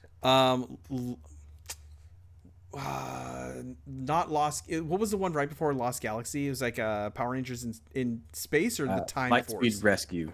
No. What was the one? Oh, what was the one that had the Starship Troopers? They used the Starship Troopers prop in the first episode. I think that was Lost Galaxy. Yes, that was Lost Galaxy. Lost Galaxy is my favorite because it was actually the darkest of the original series. I mean, yeah, that's true. Was that I've- the one where like Rita turns into like a good witch? That. Oh no, that's Mystic Force. yeah, Mystic that's Force. like way later. So Yeah. if we're going like the Which original didn't make Saban. sense because at the end of Power Rangers in Space, they destroy the chamber that Zordon was being held in, which And the spread his Z-Wave. positive energy around Yeah. the entire universe and got rid of all evil, which included Rita and Zed. They Right, became which- people and they just turned went into on to people. live Yeah. yeah, but then they just retconned it like, no, we didn't mean it. Yeah, I think the second to that though would be the season 1. Because Anybody else watch Power Rangers? So I was a big fan of Power Rangers Zeo, and if not for the Yeah, fact you that Zeo's not bad. what I liked it. I liked it a lot. I mean, the whole thing about Was Zeo the one with the Cog Empire? Yes, Yeah, it was got the it. Cog Empire, and it was the one that had the Ninja Zords. Yep. Ninjon. It was Was like it- Ninjon or something like that, or Ninjak. Ninjar. Yeah, Ninjar. Yeah. I am the Mystic Yeah. Ninja Ninjar. So yeah, like I my favorite Zord out of all of them has to be the Red Dragon Zord. I think that was probably one of the coolest ones. Fair. Wait, I thought the Red Dragon was season 2. That was the one where it was like the Power robot was Rangers Chinese. Zeo. That was season 2. Power Rangers. That was season 2 is Power Rangers Zeo. Yeah. No, Zeo was Oh no four. no okay so the Yeah. Machine Empire Mighty Morphin. was Lord Zed. Yeah, Yeah. and I think that's the one where they had the shape. Not The the Machine Megazords Empire. were shapes. That was the Shogun Megazord, I think. That Shogun was like was a in- one. That was in like a Zeo. one-off episode. Yeah, it was like 3 episodes where it was included. But yeah, Right, it went 'cause they Mighty didn't Morphin have that season much- 1 and 2, and then it was the Alien Rangers for season 3, and then Yep. Zeo was season 4. Oh, dude, the Was it Alien season- Rangers. okay. That one fucking sucked. Which is shitty because that one, that's like Go Ride Ranger or something like that. That's actually one of the better Sentai ones. Go Dude, figure. You gotta watch. So I got all the Super Sentais on my server. You gotta watch them. There's some fucking bangers in there. Like, Send the I just link, watched bro. what they did. I'll study up. I got you. But Kamen Rider Black and Black RX is some of the best Sentai television you'll ever see. What about you, Rico? You a Morphin Master? As far as Power Rangers, I was good until I saw the movie, and then that killed Which my movie? vibe. There were 3. The one with the ooze. Ah, good old Ivan Ooze. What do you have against Ivan? So It didn't make no sense. Like, okay, he comes back. It was a bunch of changes, and then it was like, Hold on. After that, it was like done. Pause. I got it. So the biggest problem with the original Power Ranger movie, it wasn't the suits, it wasn't the villain, it wasn't the story, it was the goddamn CGI. Had they used practical effects, it would have been so much better. I agree. What are you talking about? The CGI. So for It the looked most like part, an yeah, it is- FMV it is from a pretty bad. PS1 game. It is pretty bad, but Yeah, they're but that, actually, look at the if you time frame watch it's it, There's a scene where after Ivan Ooze gets to be his megaform and they're all in the Zord fighting him, you're able to see, like, I think there's a slash and he hits him and the Megazord tumbles. Especially for the time when that came out, that was some of the best VFX that has pretty much ever come out. It was really smooth. Or whenever the Falcon Zord came out and like attacked him inside the while he was doing the alley run, it was like that was so badass. Cool. So it was pretty cool. I think the problem with it was because they did the proper thing where it was during a night fight scene, so like they didn't do the lighting right on the models, so the mesh work looked funky. Because if you look at it, the models are really bright and they stand out a lot. Heavy reflections. Had they toned down the reflections and dropped the temperature of the color palette down for them, I think it would have looked a lot better. Because I would say model-wise, it was on par with Jurassic Park, but the texture work is what killed it. Yeah.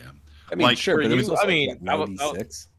Yeah, but my whole thing with that one is I get what you're saying as far as tech, and that's great. But as far as a kid being back in the days, nobody was, I mean, respectfully, nobody was saying, oh, the CGI sucked. No, they were like, no, who the hell is this dude? Ooh, what the hell's going on with Power Ranger? Everything is destroyed. And then after that, it was like, okay, well, I'll move on to the next big thing. And then I think Power Rangers became the devil too. Although, in all honesty, the initial suits that they wore, like, I really liked how they did. They kind of did like the Guyver treatment, where they like redid the suits and kind of like added extra details to them, made them look really sharp. Like I really liked the suit design in that. The problem was the helmets had the fucking clips though, like. Because if you ever remember the show, like when they were holding the helmets, they had like the like hook clips. But in the original Super Sentai, the masks weren't like that. They actually had hooks inside, so the masks looked smooth when they were on the heads. But for whatever reason, the prop department in America said, "Oh, fuck it." Too much effort. I guess, but yeah, like that was the only problem I remember having with the suits is you could see the fucking buckles. Well, I mean, okay, so even whenever it came down to the Saban era, where they had like, you know, scenes of the Green Ranger and his little shield thingy. Like there were some times where like you would see the shield thingy and it was like this really kick-ass like foam prop. But then, you know, whenever they show it cloth. It was like cloth, yeah, and it was like all flat and like all funky looking. So because you can tell which ones were filmed afterwards because exactly. Well, the problem with it was the originally I want to say Zwei Ranger, which is the one season 1 was based off of with the Green Ranger and all that. That was 78 or 83? Like it was really early in the run. Yeah, I think it was like 1984 actually. Come to think, might have been, yeah, but they didn't have the props because Power Rangers came out in what 94, 95. So yeah. you're looking at like a decade since then. So those 93. props were probably long gone. It was 93, still the same year Pokemon came out to America, yep. which was a fine year for young men like us. Dude, TV My kids shows just started in '93 Digimon a couple days ago. What was that? My kids just started Digimon a couple days ago because we've already been through the original Pokemon run. They're digging it. That's fine. My son's now on to My Hero Academia because he's watched everything else. He straight up gave up on One Piece. I think he was like, nah, this is too much of a commitment. Yeah, I showed my kiddo My Hero, and he was enjoying it up until the scene when they're camping out in the woods. And it's like really dark. It almost plays more like a horror anime. And the Deku big muscle starts dude fighting the super muscle dude. Yes. Yeah, he's like, I don't like this. It's too scary. Turn it off. What was it? What was didn't he do like a Detroit Smash in that one or something like that? Yeah. And it was that was the coolest fucking panel. And when they animated it is even better. Like that was a good one. Sure. I still think though, spoilers for like season 1 when All Might fights All for One. So that's like 4 or 5 years ago. That's season 2, I think. Okay, but still, it's a couple years ago. So spoilers, not spoilers. When he did the United States of Smash, I fucking marked out. It was dope. It was the coolest. Yo, if you two haven't watched My Hero Academia, you got to jump on that shit. It is fire. But also, I only watch animes that have been tested by time. Ergo, Evangelion, Don't Bother Me, Miss Nagatoro, and Cowboy Bebop. So I was on the same boat until Hunter got me to watch an episode of My Hero, and I was like, okay, I get it. You know what's an anime nobody ever like mentions is 100 Stories. In America, it got released as something else, but that anime was like the best anime, in my own opinion. That one I don't know. 100 Stories. News. They're doing a season 3 of One Punch Man. That's Requiem not news. from That the was confirmed Darkness. a while ago. That was confirmed a while Yeah. ago. Oh shit. Yeah, okay. they're already mostly through the animation for it, I believe. Oh, okay. Yeah, Requiem from the Darkness is what we called it in America. I have no. I got nothing. Oh man, it's good. It's so good. It is a horror anime, but it's done in like the best way. Can we just kind of stop and say, man, like 80s and 90s OVAs were fucking awesome? Like, what happened? If you want to get redemption, you need to watch Bleach Thousand Year War. It's so freaking good. It's like the first season is what, 13 episodes? Yeah, it's 13 episodes. Is it They're a all continuation or a remake? It's a continuation, but because the series, it didn't actually end. They just like basically cut it off after like the Eisen arc, I believe, the dude right? didn't There's he like so run much out of filler. steam? Yeah, because there was just so much filler. And now they're like, all right, we're going to finish out the series. And so it's 3 seasons. They're all like 13 episodes apiece, I think. And the first season of it, I haven't watched season 2 yet. I'm really excited to. But it is some of the best animation that has been released in like the last 40 years. It's so freaking beautiful. The fight scenes are crisp. They're really exciting. Like everything that you actually enjoyed about Bleach back in the day when you watched it and you got to see like the really cool fights early on, like it's all of that, but just like taken up to 11. It's so good. I can't recommend it enough. But Now, if how only does they it can do compare that to the for first Guyver. 15 episodes of Dragon I agree Ball with you on that one, Super? Red, on Guyver. What was that about Guyver? No, I said agree with you. Oh yeah, no, that was struck down in its prime. So here's the problem. I weep for it Guyver daily. is still currently ongoing. That he hasn't fucking finished it yet.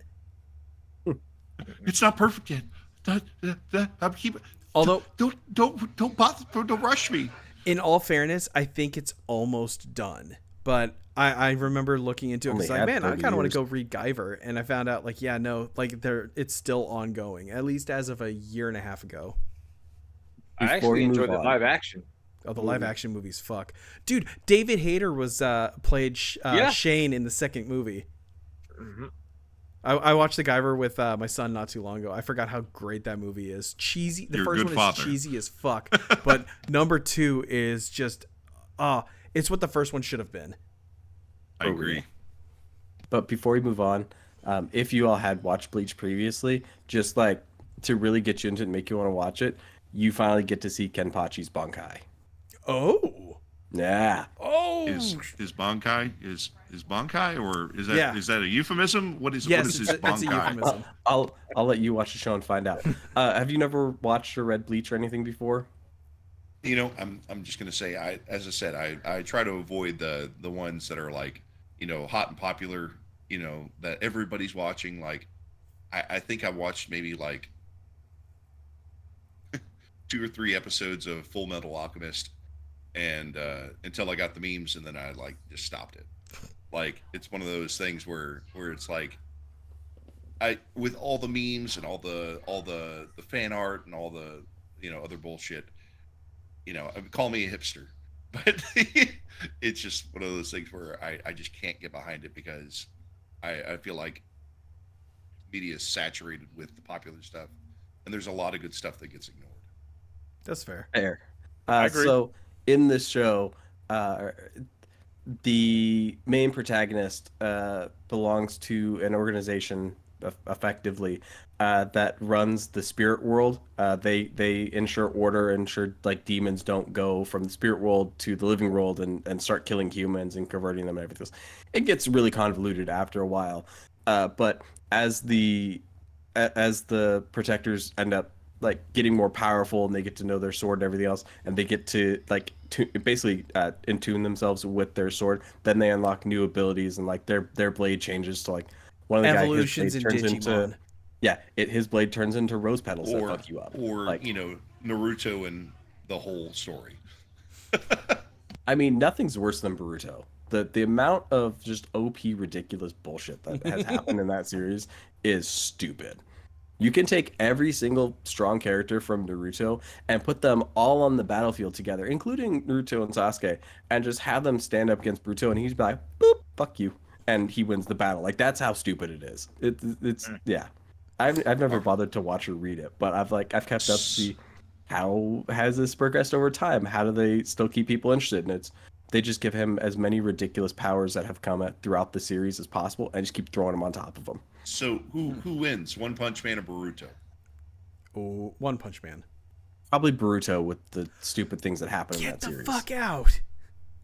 I mean, yeah, he's got both of the eyes. He's able to control time and everything else. So yeah, he'd probably win that battle. As dumb as that sounds. That's ridiculous, but okay. I don't know. All right, Boruto and Goku. Who wins? I'm gonna go with Goku on that. Goku can't lose. Yeah. No, well, hold on. If you're talking about time, who was the dude that was in the power tournament? What's the dude that the hit where he controlled time? Oh yeah. Well, he only controlled like microseconds though. I guess further on the series he got it up to a couple seconds at a time. But Oh, so he was Dio and the world from JoJo. have you not watched Super? I have not started Super yet. I'm still working my way through Kai. I love how we always do that to each other, where we're like, "You haven't watched it yet." Like the list of what we have to watch is just grows Oh, it and just grows. keeps getting bigger and bigger. Except he's had 20 years. You can watch it. No, I've watched all of Dragon Ball Z, but I just finished Dragon Ball a couple months ago, so I want to like go through Dragon Ball Z to remember the story, and then go to Super. While you struggled through watching old episodes of Raw before it was Yes, good. yes, and The Priorities. Simpsons. Don't forget The Simpsons. Do you only watch the Halloween episodes, or are you just going season by season? Oh, I'm balls deep. That's not okay. Well, I think I'm going to That's stop around ridiculous. season 10 or 12. I remember there's a point where it goes from like here to straight down. That's where I'm stopping. I'm pretty sure that happened like in season 4, whenever Tanzarian shows up. No. It was definitely in the later episodes, because I want to say it was up until about season 10 is where it was like peak, and then it just starts going downhill. Why do you think that happened exactly? Well, when you've been on the air for as long as they have, and you keep kind of doing the same shit over and over again, that's why. I think it's the only reason why South Park still is funny is because they're so topical, and it seems like something will come out and they jump right on it the next day. Well, they have 7 days to make any episode that they make, as opposed to the production cycle for The Simpsons. It's Wasn't it like so a much month, a longer. month or two per episode or some shit like that? Something like that. I yeah, remember it and- being and- ridiculously long. Yeah, like it was. Yeah, like we were almost done with COVID before they started making COVID stuff. Yep. Well, technically they kind of did already with the kung flu that got in that Wiggum tried to shoot in that one episode. But I mean, Simpsons did it. South Park said. Yeah. Yeah. So they're either like really, really far ahead of time telling the future, or maybe that's why. Maybe that's why it stopped being popular, because of the fact that they lost the guy that could predict the future, and thus it stopped being topical. There it Maybe. is. That has to be it.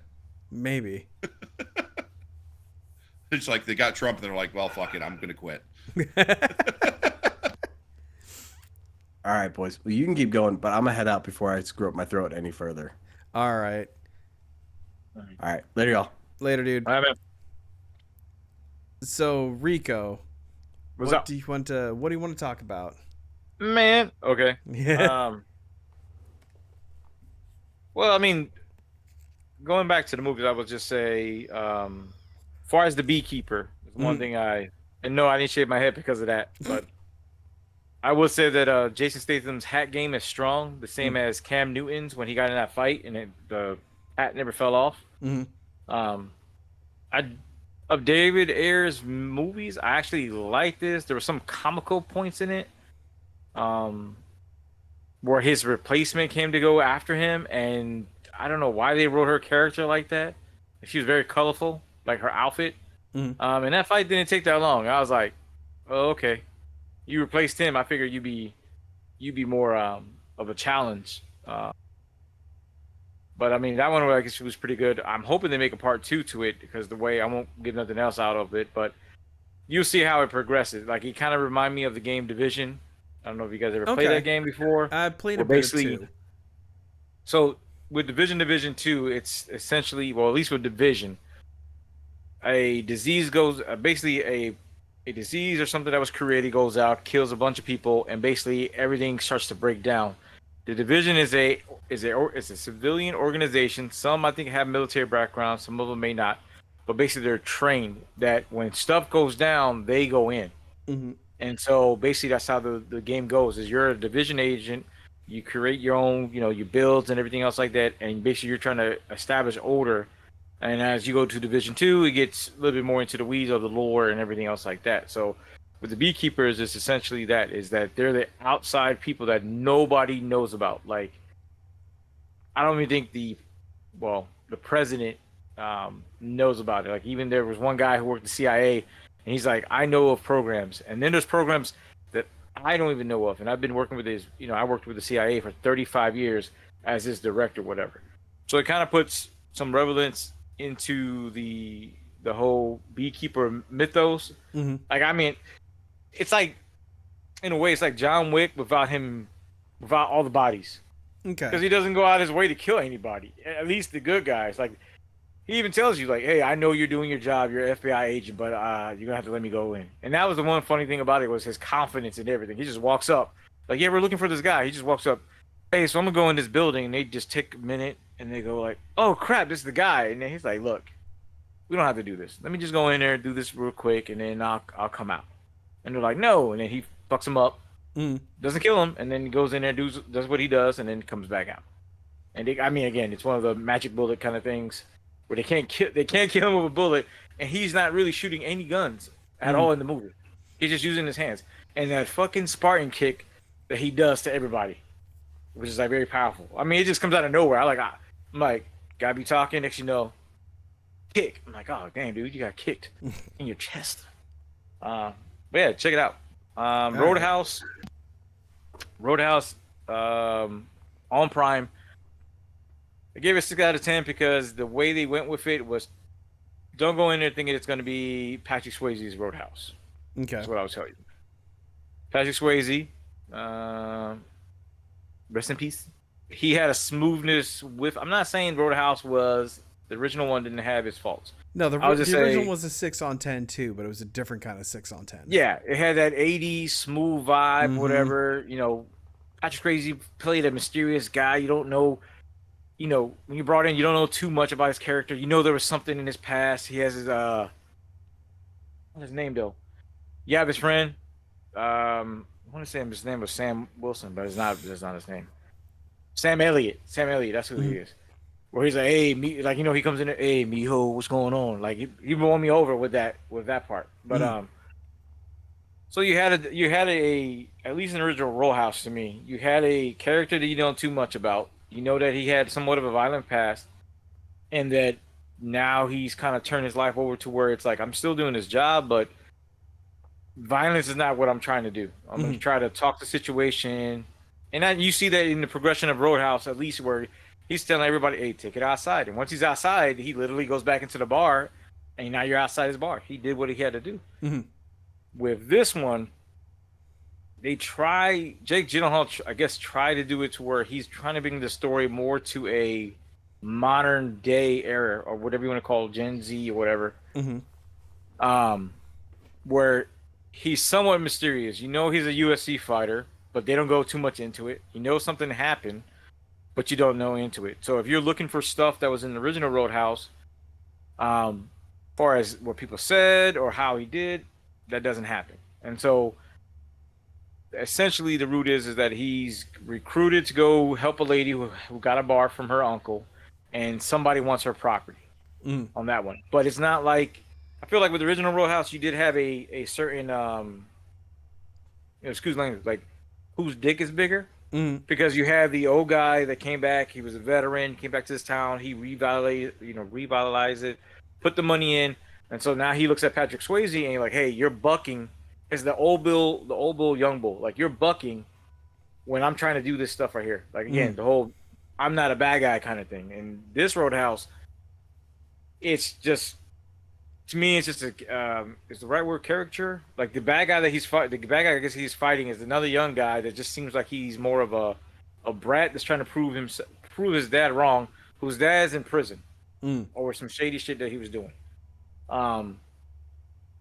Even the whole complex, even the whole relationship thing, where and again Roadhouse with Patrick Swayze, he had it with the doctor. Like you knew there was a history. The doctor was from that town.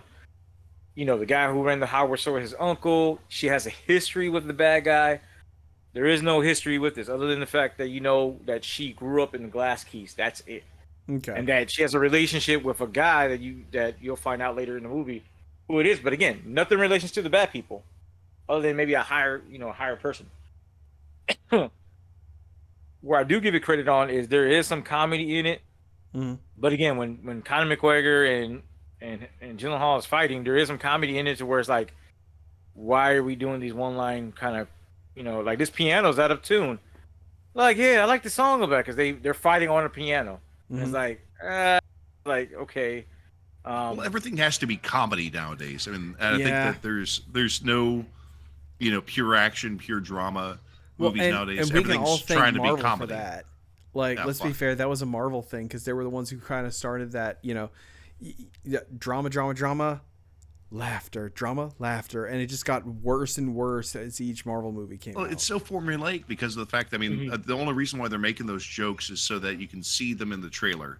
And then whenever they show up on film, you're like, that's when the joke happened, like.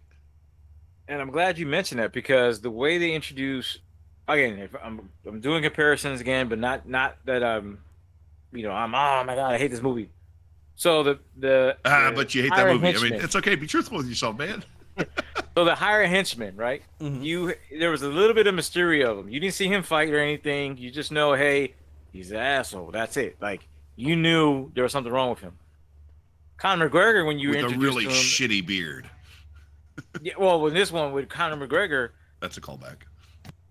Off the bat, it's just off the bat, it's like he just comes off like just comical. Like his character is like, like you said, it could be in a Marvel movie, possibly a DC movie. Like to be funny, there's a scene in Roadhouse where Patrick Swayze wakes up and he's nude. You see his backside, you don't see his front side. He's smoking a cigarette while the girl that brings sweet his breakfast. Swayze ass. Yeah. So you don't. So again, you don't. I'm bringing this up because you don't see that in the movie, right? I get that. It's different times. He's in his underwear or whatever. That's cool. Then you go to when they introduce Conor McGregor, and obviously he was doing something with a lady because he's jumped down from a balcony, and he's walking down the European streets in Italy, and he's doing that stupid walk like, hey, backside to everybody can see, and I'm like. So Jake Gyllenhaal, no butt, but Conor McGregor, we're gonna see his butt walking in the street again. You can say it's Europe, whatever. I got you. Just walking there like nonchalant, headbutts a guy, gets his clothes, steals a car. He can't drive worth crap, and just you got me. He's like, okay, I got you, and that's it. And then he goes there. The only thing you know is that he has some type of context with the guy's dad, one of the main bad guys. I will say maybe Gyllenhaal turned it down because of the fact that, the last time America saw his ass in Brokeback Mountain, things didn't go too terribly well for him. Just saying. I can tell you, like, at least with this movie, I understand why they didn't want to release it to the theater. I don't know if Gyllenhaal wanted that or he's the one who said, no, this doesn't get a theatrical release. If they would have did, they would have lost money. I mean, there would have been people watching because of the whole UFC. Yeah. And the Conor McGregor thing, but it went from again different things. It went from Swayze smoothness to where you see where he goes off and he kills the one henchman by ripping out his throat. Spoiler alert: if you never watched it, he rips out his throat. You don't see that. Really a loss though. The most he does is he punches a guy in the throat and he explains him how he punched him and where he punched him at, and saying you're dying. That's it. And he's not even the main henchman guy. He's not Conor McGregor. The classic sin of saying instead of showing. Yeah. Like that was. To tell you the truth, I think that's one of the things that with the Ghostbusters 2016 movie, You know, whenever they did the scene comparison between whenever they're fighting the first ghost and showing off the power packs, you know, they showed through very little dialogue that took about 24 seconds, you know, that, you know, these things were scary, highly sophisticated, and You're holding you know, a nuclear through reactor on your back. Be careful. right, yeah, and it just with real minimal storytelling, you got the point across. Whereas, you know, you had in the 2016 movie, it was this whole thing. She was like, "Oh wow, this has a lot of power," and then whoa, you know, like it was so extra. 3.5 minutes of an explanation down to the whole reason how the proton pack works. Right, and that was to make the characters appear smart. Where it'd be it like didn't need to. It didn't need to. It was over explained, and they told instead of showed, and that was one of the greatest sins in that movie. But I think that this suffers from something very similar. Whenever you're like, I punched him, you know, and you know he's dying now. You know, it's like, okay, why didn't you just show the guy dying? You know what this sounds like to me? This sounds like a movie produced by the WWE. Well, I don't know, because I like the Stone Cold Steve Austin one where he on a but that was like the only good. That was the only good one, and maybe No the Escape Marine or something. What Hulk Does America didn't do it for you? No. But yeah, no, this just sounds like it's a WWE produced movie. So it's like, the trailer looked flashy, but I did not have high hopes for it. Like again, I'm like even. So I'm not I mean, to be honest with you, whoever's listening, I'm not spoiling it at all. If you saw the original Roadhouse, there's elements that are still in it that is the same. Like again, like the whole Patrick Swayze, he kills a guy. And that's the whole thing with Sam Elliott's thing is he gets serious in that one scene where they're in a little cafe, whatever, and he's like, first of all, it's like, it wasn't your fault. You didn't know she was a married woman, and he was already gunning for somebody.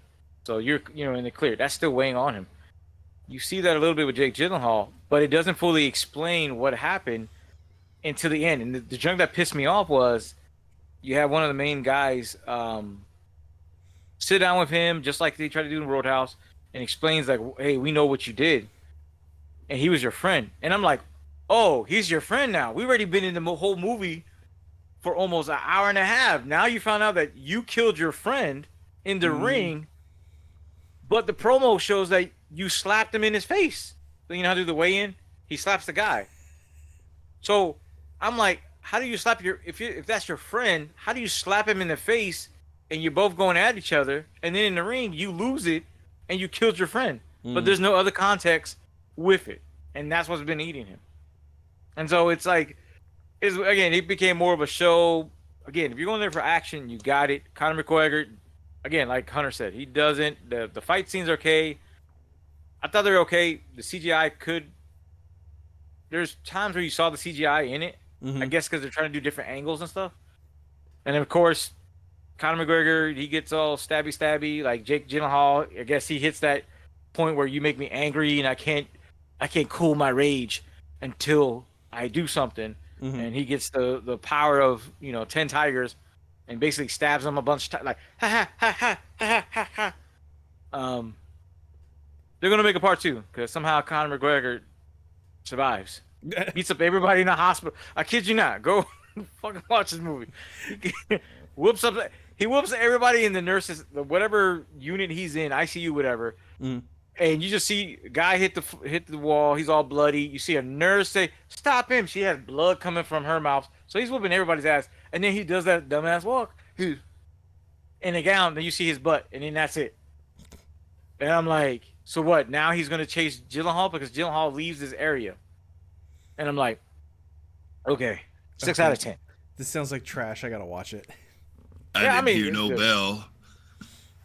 Well, the two directions I think they could have went with it. One, you could have did it to where if they made a modern version, you could did a, I guess you can call it a prequel to Roadhouse, where you showed how he changed, like Patrick Swayze's character, well, Dalton Ford, how he changed his life, like the events leading up to where he killed a guy, tossing stuff in there, and after that, now you see where he's on the road of, I hop from bars to bars wherever it needs me, and I don't commit violence. Hey, we're gonna talk it out, whatever. You could have went that way.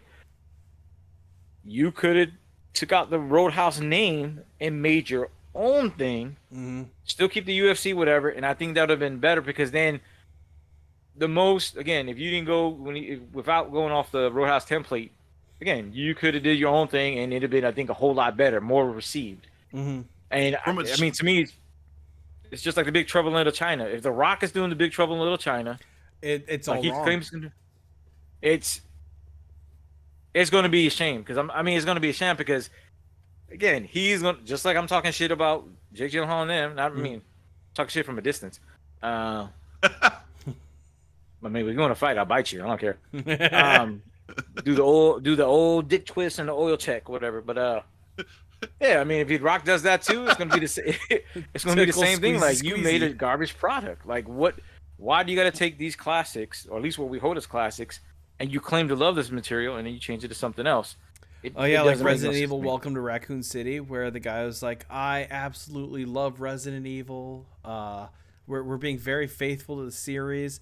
Oh yeah, and by the way, we're mixing Resident Evil 1 and Resident Evil 2 into one movie. So good luck." I think when people say that, it's like a warning. Oh yeah. So from a storytelling perspective, right? Just as somebody who's really, really into story structure, right? I think the big problem that we have here is that you're removing conflict due to the fact that he doesn't have a problem with the dude that he killed, right? So there's no moral problem that he runs into, and thus no conflict. And so if you just have a guy who has no personal investment in the crime that he committed, then at that point you just have a documentary about an asshole. Not a human being who thinks and feels and understands that this moral weight that he has upon his soul is creating this inner turmoil. And I mean, like Tolkien always said, whenever things are perfectly fine, it's stories aren't interesting, right? Mm-hmm. That's why whenever they talk about the time that they spend in Rivendell and in the Lord of the Rings, they kind of gloss over and be like, yeah, it was a really nice time, but nothing terribly exciting happened because there's no conflict. He'll dedicate 4 chapters to Tom Bombadil, or was it There's 6? conflict there. There's conflict there. It was a bunch of halflings smoking weed in a hut. Where's the fucking conflict? And you wouldn't. The conflict is we're gonna fight to get to the bottom of this pass bowl. Me the Cheetos. I got some killer munchies off this halfling leaf. It's like I'm fighting to get to the bottom of this bowl here, as opposed to.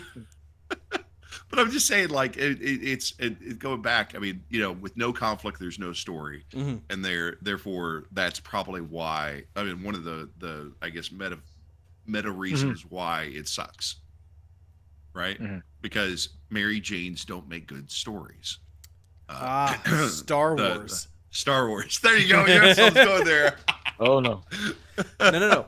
We're talking about We're talking about Kathleen Kennedy Star Wars. Not George Lucas Star Wars. Yeah, there's no conflict because Rey can do everything forever because she's got the scrappy luck of a 10-year-old boy in an anime, Well, and to your point, Glenn, that's one thing that when you bring up Ghostbusters, I'll still defend my position where it's like I didn't dislike the Ghostbusters movie, the remake with the all-female cast, because it was all-female cast. I could care less about that. Yeah. I could care less about. Again, I could care less if there's a. Well, let me it was bad storytelling because of the fact that the conflict wasn't reduced and it was oversold in terms of telling instead of showing. I mean, they might as well just let's bring it back to wrestling. It was bad booking. Yeah, and my whole point with Ghostbusters 2, at least my point not Ghostbusters 2, Ghostbusters 2016. My point on that one was I enjoy some of the comedians because they're on SNL. Again, oh yeah, funny people. Most of the cast of the original ones was from SNL. My issue with it was there was no connection. You're just saying, hey, we're gonna take this, remove the male characters, and we'll make our own thing, and then you add Chris Hemsworth in it as eye candy, Again, with the As whole beautiful as that underwear man thing. is. I think it was underwear thing or something he did. And again, it's like, what is the connection? So when you see the new Ghostbusters, and again, for whoever's listening, I swear to God, the government or somebody's listening to our conversation. Because I had this conversation. What are you talking about? I am the government. I swear to God, like I had the conversation with it was either with Nico or it was with Dexter and Randy, and I said literally when they were talking about Emma Stone starting into it, I said, okay, I can dig that. She had, I mean, it sounds funny. Put glasses on her. She has that geeky look. Tie her to Rami, who played Egon, who passed away in real life. Have it connected. A granddaughter. She somehow finds again. We did it. You did it with Goonies. If you look at Goonies, went back to the stories. And I think I said it before. National Treasure was the same thing. There was some type of establishment from the grandparents or somebody else with that one. So with Ghostbusters, it was the same thing. Maybe she didn't know background at all, whatever. Her mom didn't tell her, whatever. Maybe they had bad blood, but she found this one or two things, and it's like, hey, this is all we got left in our family, and then you go back. And what does the new Ghostbusters do? Same thing. We're going to move out to this house that was left to us. We don't know what the heck's going on with it. Paraphrasing. And, oh, by the way, your grandfather fought ghosts for a living. And then you put everything together, and it's like, there goes your connection. You can do your own Ghostbusters.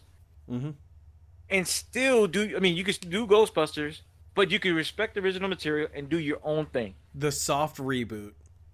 Well, and also, again, there was conflict there, right? Yeah. Conflict with their fight against their grasp on reality, because of the fact that they found that there's, this brand new reality that exists out here that, would have been, a major inciting event in New York history, had it happened in real life, and everybody remembered, the time that the Stay Puft Marshmallow Man took over Manhattan.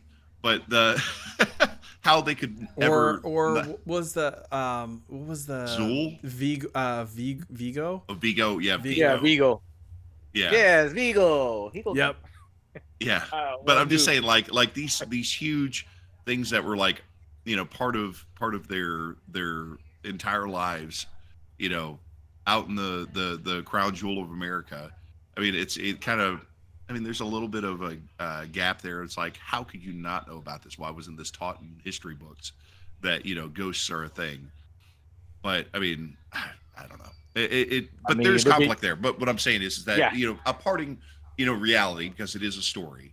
There's conflict there because of the fact that they're following the hero's journey in the way of that they're stepping from the old world into the new world, and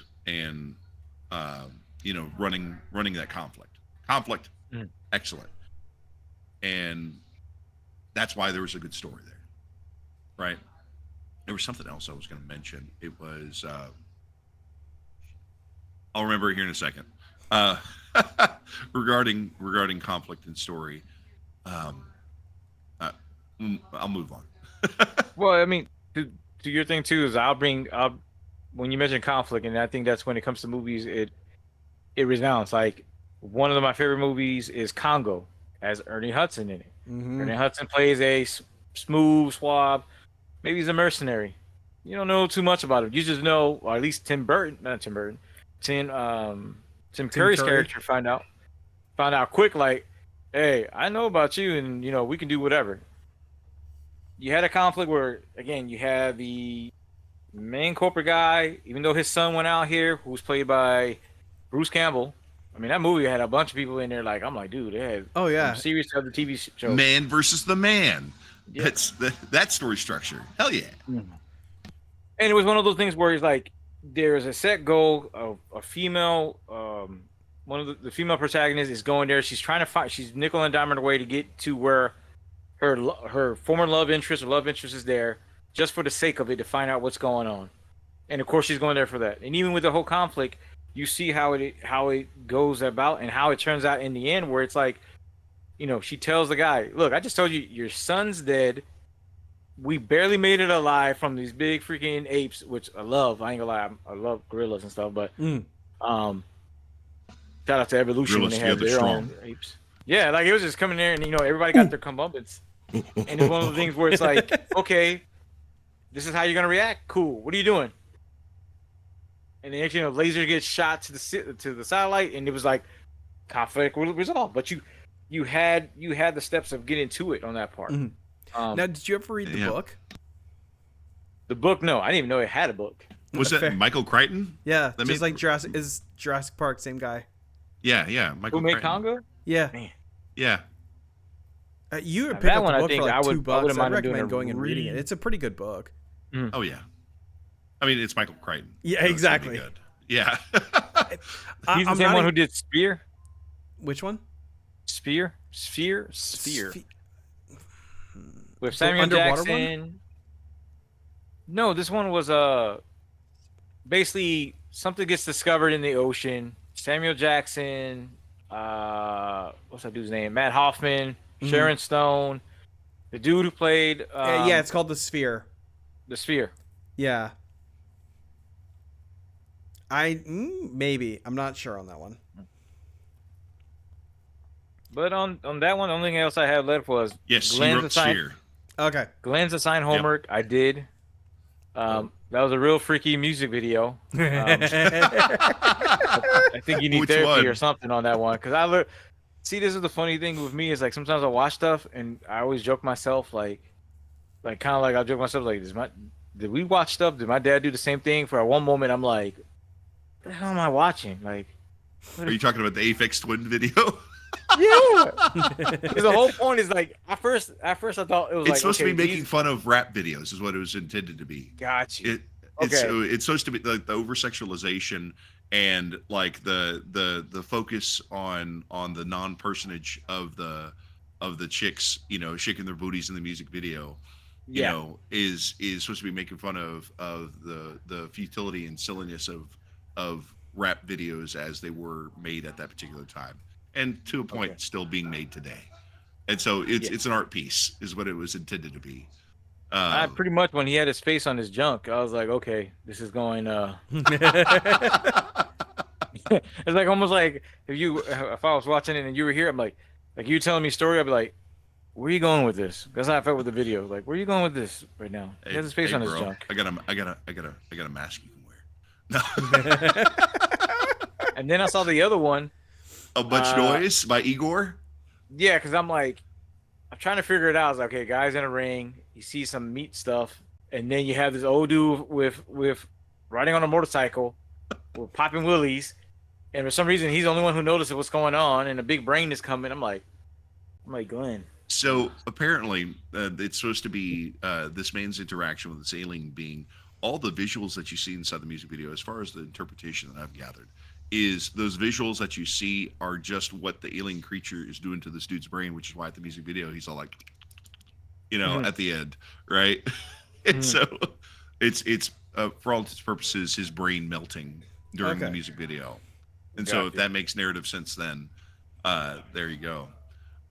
So going back to Ghostbusters, so the 2016, the thing that I had forgotten, apparently there was supposed to be a second film in that series where you had the 2016 Ghostbusters and the Ghostbusters of the original movies that were going to come together and cross over in timelines. And that storyline was actually told in the Lego Miniatures to Life game, which was it's not Lego Fusion. Lego Discovery, Destiny. It's something with a D. Dimensions. Dimensions, yes, Lego Dimensions, which I own every single Lego figure for. Yeah, I remember you went balls deep on that game. Yeah, dude, I own all the like little even the promotional figures. It was really kick ass, and so yeah, I played the crap out of the game. I can't judge you. It was so good. I mean, how often are you going to be able to get a Sonic the Hedgehog? Oh, pause on that. Did you finish Kingway yet?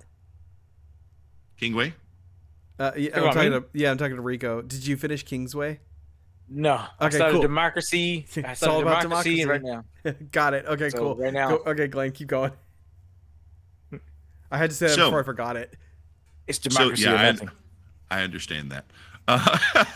So apparently the storyline that was told in Lego's Dimensions for Ghostbusters, because they had the Ghostbusters 2016 characters and also the Ghostbusters, like the original Ghostbusters movies. The storyline that was told with the switching dimensions, that was actually supposed to be part of the original film. Oh. That would have been the second film of the 2016 Ghostbusters, is where, it's apparently some sort of like, trans-dimensional alternate reality was being opened up by the Ghost Force, and that would have brought everything all together. But since 2016 failed so bad due to the bad storytelling, that we never got that story. And I honestly think that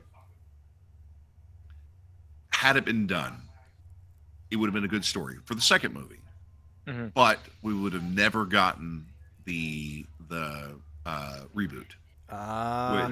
So it's one of those.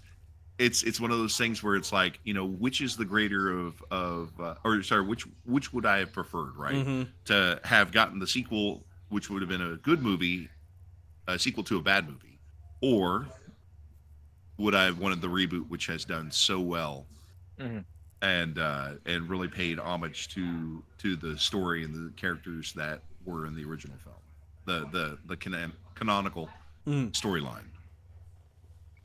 Or we can just pull a Disney and remove years upon years of history because it doesn't fit the brand. Well, and so apparently also with the branching timeline of the split dimensions, it would have also brought in the cartoon, the real Ghostbusters. Oh, that would have been in cool. with it. Yeah. Yes. That would have been kind of cool. Yeah, and they were actually going to cast people for the real Ghostbusters, but live action. Yeah. That actually kind of would have been pretty dope. It would have been, right? And so, yeah. So it's one of those things. It's like, do I weep for what I never was, or do I enjoy the good thing that I have now? That story of my life, right? Well, in all fairness, like that's one of the things I hate about like long form storytelling. There's a book series. Well, I say series. It was supposed to be a series. There's a book that I have called, I think it's like Sword of the Crescent Moon. It was supposed to be a 3-part trilogy, and it was your kind of atypical Dungeons and Dragons high fantasy, but with a Middle Eastern motif. Super cool book. It was a great read, great story. Sold like garbage because of the year it came out. I think it came out in like 2012, so it was like right around D&D fourth edition, where people were like, oh man, Dungeons and Dragons sucks now. Like fantasy was just not in vogue anymore because like I disagree. Pathfinder was doing quite well then. Pathfinder was good, but remember, normies don't play Pathfinder. Normies know about Dungeons and Dragons. And the other thing, the real normies do. The other thing is people were burnt out on Lord of the Rings. Like Game of Thrones hasn't hit yet. Fantasy was burnt out because of the Lord of the Rings series and all the clones that brought in from that. So it was just it was the right book at the wrong time. And I really wish it continued because I want to know how the story ends. Meanwhile, they're talking about making a Ready Player 3. Yeah, that nostalgia wank fest. Oh God! Back to the Future. I was not a fan. I was not a fan of the books, and I was not a fan of the movies. Yeah, wasn't the second book? Didn't the second book have some controversy or something with it? I mean, all books have controversy. Nobody's ever But going I to be think happy. it was more or less of the characters, like the lead character. Somebody was talking about it on YouTube, but they were like saying something about how he was treating the girlfriend or whatever. I'll do more research on that one. I'll come back on that Fair. one. But I Maybe felt we can talk about it next week. yeah. But Homework. I see how you're just like shoving your way into the podcast now. You like bored on you know, Thursdays? You know what, guys? I really do enjoy talking with you guys because I mean I don't get to talk in long form because I'm that salary man, and as much as I appreciate you guys inviting me on, by all means, don't let me overstay my welcome. No, it's gonna No, just you're give you fine. shit, man. It isn't like we have several years of friendship that we have invested together, Nico. Oh, you're gonna throw me under the bus like that? All right. yeah. Just saying, No, I mean- or that Rico, I gave you your first set of D&D dice. Ever. Wow, he pulled that one out. Like, I'm just saying, you know. Yo, Glenn, it's I'm one of sorry. those- It's hard to hear you with that pity dick in your mouth. no, you're. I mean, for me, you're fine. I welcome. I mean, with the podcast, I welcome Of course. Thank you, anybody Joey. that Hey, comes in there. 'Cause, I conversation's mean, conversation, man. yeah, Yeah. and No, it's, I mean, it I'm feels having good. fun. You know, Shit trying to tons do of this fun, once a actually. week, it feels really good. Because again, I don't know, but since you mentioned your salary, man, again, working for the government, Mm-hmm. you know, Eagles jobs for contractor. For me, at least, there's not too many outlets you can talk to. Wait, And- hold on. I'm not a contractor anymore, man. I got out of the govy. I'm private sector. Oh, okay. Well, excuse So- me. Whoa, look Okay, at anyway, you. I know. I'm I making. know. I'm making that real money Big now. man. He's gonna buy us dinner. I was gonna say, I mean, dude, that government contractor work, man, that's very lucrative. It Because- wasn't for me, man. Being like IT help desk and like jumping over to like a systems analyst. It was not, because I was doing system analyst work for a 3-letter agency, where I was dealing with one of their programs. However, I was also the sysadmin. I was the tier 1, tier 2, and tier 3 help desk. And I had to help with a system that I didn't know anything about because I had no access That's to the problem it. about doing a good job. Yep. You do a good job, they give you more work. And then I got I got the entire building's ClearNet as well. So I was like, oh, I got burnt out, and I was getting paid. Did you ask for more pay? Oh yeah, I did, and they didn't give it to me because my contracting company sucked. But it was like Maybe that's why you walked. I got a really good deal that put me into right where I wanted to be, and I was like, yeah, no, I was getting paid good money for what I was doing, but the work was too much for how much I was being paid. So joined a job that gave me exactly what I wanted at exactly the price I wanted, and I'm like, I'm good now. Yeah, I think I have quite the opposite experience with my contracting company right now. They're taking very, very good care of me, and got not to lucky. mention and also allowing me to take classes in order to improve myself, and just, I mean, as a whole, the company I'm working with has treated me extremely well, and they've been giving me consistent raises too on top of that. But then again, I wasn't, an IT generalist. I've specialized. Yours is very specialized. That's Very the thing. specialized. And being the only guy that does the thing that I do at the place that I'm at, then that Hot commodity. You can just that ask for certainly whatever you helps. want. Yep. No, I don't take advantage of the He's good the hot chick relationship in the that we new high have. school. But you didn't bend him over a barrel I'm and bang him sideways. I'm the hot chick wherever we go. Let's be honest here. Get that meat. You're the prettiest one in the room, Glenn. Thank you, gentlemen. I appreciate it. Pretty good in that beauty dress. Yeah, I tell you, it's really funny. Just because, I mean, like, it's getting to the point where, whenever it comes to contract negotiation, you have some concerns, of course, about, just how far can we ride this train, and by going all the way to the end, am I going to screw myself over? Because if I do end up being with another new company, then eventually all of a sudden, I'm kind of at their beck and call without any room to negotiate for anything that I'm working towards, right? Yeah.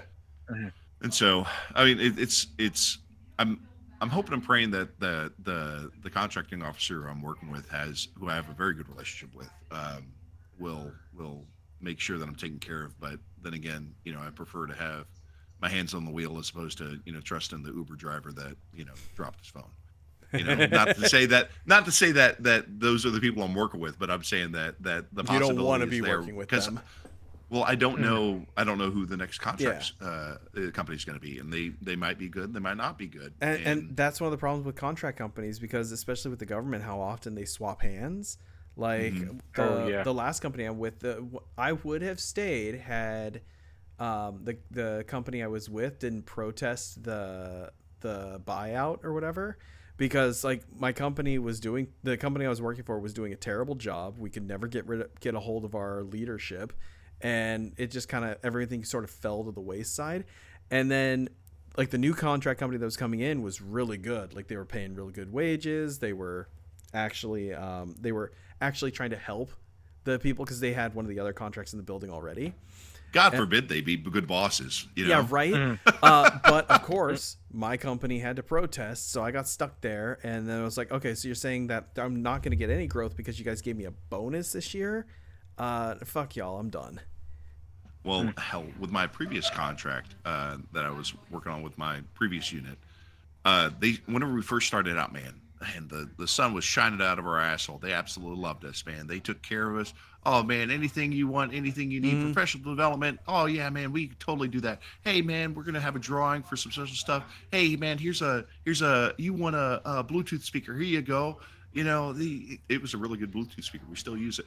But they're like, yeah, man, yeah, we're gonna take care of you. We're gonna do great things. Brand new contract, hell yeah. Until they found out that they had overbid. Oh no. And then they started making cuts. Yep. And that meant no raises as the years went on. They removed the quarterly bonuses that they had. They stopped doing performance reviews because of the fact that with no bonuses, no need for quarterly performance reviews. But that also meant that they had zero indication to the things that were actually happening. And so with whenever a customer, said something had happened or there was any conflict at all with the contracting officer, for the previous contract that I worked, not the current one, then there was no means to make whole on our part because we had no defense because there was no performance evaluation.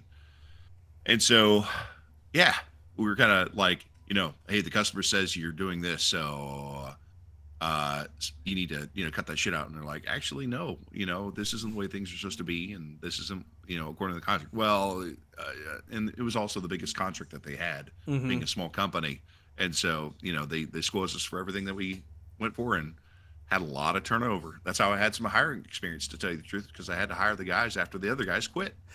And so it just it was something else. And so it was, through divine intervention that I was able to get to the place I'm at and doing great and wonderful things. So I'm quite happy where I'm at now. Thank God. And here Rico sits all pretty, not being a contractor. No, I mean, so with my experience, when I got in the military, it was kind of like a funny gamble. Because, I mean, I had some college. Transition always is, man. Yeah, I had some college. It was like a real quick, we just came back from deployment, and I only had a couple of months. Truth be said, I didn't like the leadership I had. It's a weird thing when your leadership changes when you're on deployment. Not because of, at least the story we got, not because of any, discrepancies that we're doing, but it was more of, hey, this person needs to get changed because they've been selected to the next officer course, so they need company or battery time, and it was weird because our battery commander and our first sergeant changed, and when they changed the first sergeant, I already knew, like, yeah, that dude, we've been bumping heads ever since I got to this assignment. Again, I'll be truthful with you, I'm a little bit of a knucklehead. When I was in, if you said something in your leadership, and I understand you're supposed to understand the rank above you, understand the chaos, but when you say something, I don't say dumb, it doesn't make sense.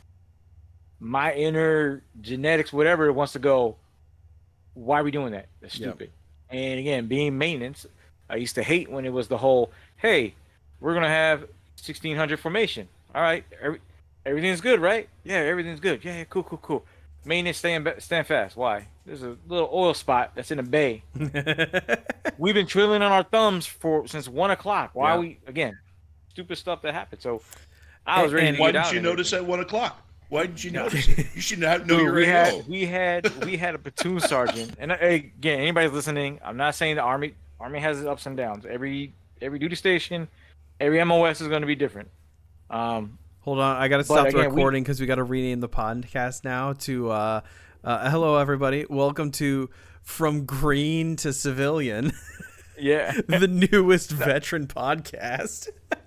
No, but the funny thing is that, again, we got back, I was already done. I went from, when I talked to my dad, who again he retired from the army, he was like, "Hey, you get the job that pays the bills, and you get the job you like." And so what led me to a contract job was the job that I got that first called me back was for the sewer district of the county. This is outside of Army military base. And so I'm like, well, okay, pays pretty good. I'm already enrolled in college, going to go to Central Texas College. So at that time, GI Bill pays you a certain amount of money. Of course, all of it doesn't go to books. So I'm like, cool. So I remember just wintertime coming in I'll tell you this, city and county is very different. When you go to an area that's country, right? Mm-hmm. And especially being in the military, there's a lot of stuff you see that doesn't make no sense. That doesn't make no sense to you. The way our sewer plants was, they look like outside pools, just sectioned off. And I just got frustrated in the wintertime because while everybody's cozy in their house, I'm here literally Sifting trying to through use shit. not it wasn't necessarily, it was waste, it wasn't shit, but it was like how you have like It was pee and poop. the pool net, whatever. Yeah. So part of the job was when what we used to call mixed liquor. Mixed liquor looked like Willy Wonka's chocolate factory. Mm-hmm. That's where all the waste goes in and gets chimed out by the microorganisms. Yeah. It goes through a system to where basically it becomes gray water. And so when the gray water goes over here, the foam and scum will rise up. Mm-hmm. Well, in summertime, it's not that bad. Springtime, you just scoop it up and you walk it down to this one spot.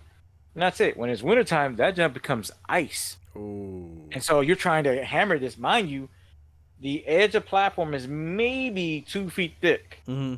And of course, if you fall in mixed liquor, there is no oxygen in there. So you'll float to the bottom and you got to hopefully get your jump straight to where you can try to bounce back up. But I was in the wintertime and I just had one of those things where I was like, what the hell am I doing here for? And so somebody told me, hey, go get a job, go apply for a job. And I got a contract job on the base. I say all that to say the thing about contract, it was great. It's just that I was kind of young and you find out quick what other people do, you can't do. Mm-hmm. And so when it comes to contracting, it's all about the money. If they perceive you to be a problem, you'll be rid of. If it has to trim the fat, because like Glenn said, a contract overbids, they win it, or basically they lower bid or whatever, and they win it, and then they find out, oh crap, this is gonna cost too much than what we plan to use. They're gonna trim the fat, and I hated that part on that part. Mm-hmm. So I mean, I was great to get the government job. It took me a while because again, I went to Walter Reed, then came to where I'm at now. But it has the highs and lows on some stuff. But government is okay. I'll say this: government is like Parks and Recs. Yep. Same with the military. If you watch Parks and Recs, it feels like that. I got 1,000 ideas. That's great, but It's not gonna you work. spend the money. And then Speaking of recreation and parks, Pokemon is having a baby Pokemon infestation right now in Pokemon Scarlet and Violet right now. Oh, weird. Oh yeah, and they're squeezing it. Yep. Cannot wait for the Pokemon Legends Z to A coming out. I showed my daughter that today, and she was like, "Oh my God, which Pokemon is this?" I was like, "Oh baby, let me tell you about this beautiful thing called Pokemon X and Y." Are they doing a new Pokemon Legends game? They are. Yes. Is it for the Switch, right? It is for the Switch. It is I'll not have for to the look Switch into 2. It is Pokemon Z to A. Okay. And it is going to be based in the Kalos region. Mm-hmm. So Pokemon X and Y. And it looks like it is like either the redevelopment or the redesign of Lumiose City. Okay. Because that was one of the more recent releases there. That would be kind of cool. I'm excited. I really liked Arceus because it played like a RPG version of Monster Hunter before Monster Hunter Stories. Like it felt very much like what if Pokemon and the PS2 versions of the Monster Hunter games had a baby. Like I thought it was really fun. Suffered from some performance issues, but it was a good game. Absolutely, yeah, and I like the idea that in Pokemon Legends Arceus, like the element of danger was really there. It's like, I remember the first time that I rolled up on that Snorlax that's in the first area, and I was like, hey man, why does he have red eyes? Anyways, I'm gonna walk up to this cat and catch me a Snorlax, and all of a sudden it starts fucking belly stomping me, and I'm like, oh dear God, oh, why is it blinking red? Oh, am I dying? And then I passed out, and I was like, bro, I just got ganked by a fucking Pokemon. That never happens. You're right. Yeah, that was like the first like like in that scene from Battle Royale where they're running out in the Japanese Battle Royale, not Hunger Games. But the where they're coming out, the dude's like gets chased after by that one other kid, and he like shoots him in the chest, and he's like, oh my God, this is real. Like that's what it felt like, except instead of me being the fat kid being attacked by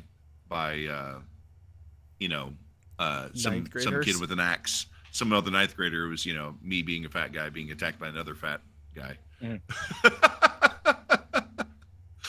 Actually, got taken out by Snorlax though. That's yeah, dude, it was brutal. Like I was it completely took me by surprise because Snorlax, whenever you see him in the Pokemon series, like he's sitting there, he's racked out and he's just hanging out. Pokemon sleeping on top of him. He's just like, vibing. He's just vibing, man. And then the one in Arceus has no chill. No chill whatsoever. And it's like, on top of that, like, what was it? How many generations that it took for Snorlax's sprite to stand up? Yeah. Like, that was a whole thing. Like, you weren't expecting Snorlax to be dangerous, and maybe that's why, Arceus did so well, is because of the fact that they kind of, flipped the expectations to show that thank you, my sweet. My wife made dinner. It is fish with broccoli, ocean perch. Ooh, nice. Yes, yes. Everything that's inside these bowls looks good. Like it's just her food is also amazing. My wife is a spectacular cook. Nico, you know her so well, and I'm sure you've had her cook. Oh yeah. Oh yeah. Yeah. She's gotten better because she has. She says. I have to So take she a really Texas has. soon. she says. Don't hurt me. Yeah. Sorry. Yes, ma'am. Well,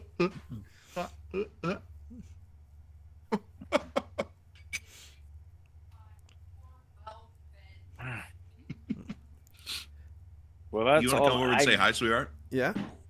Come on, say hi. No. Come on, it's Nico.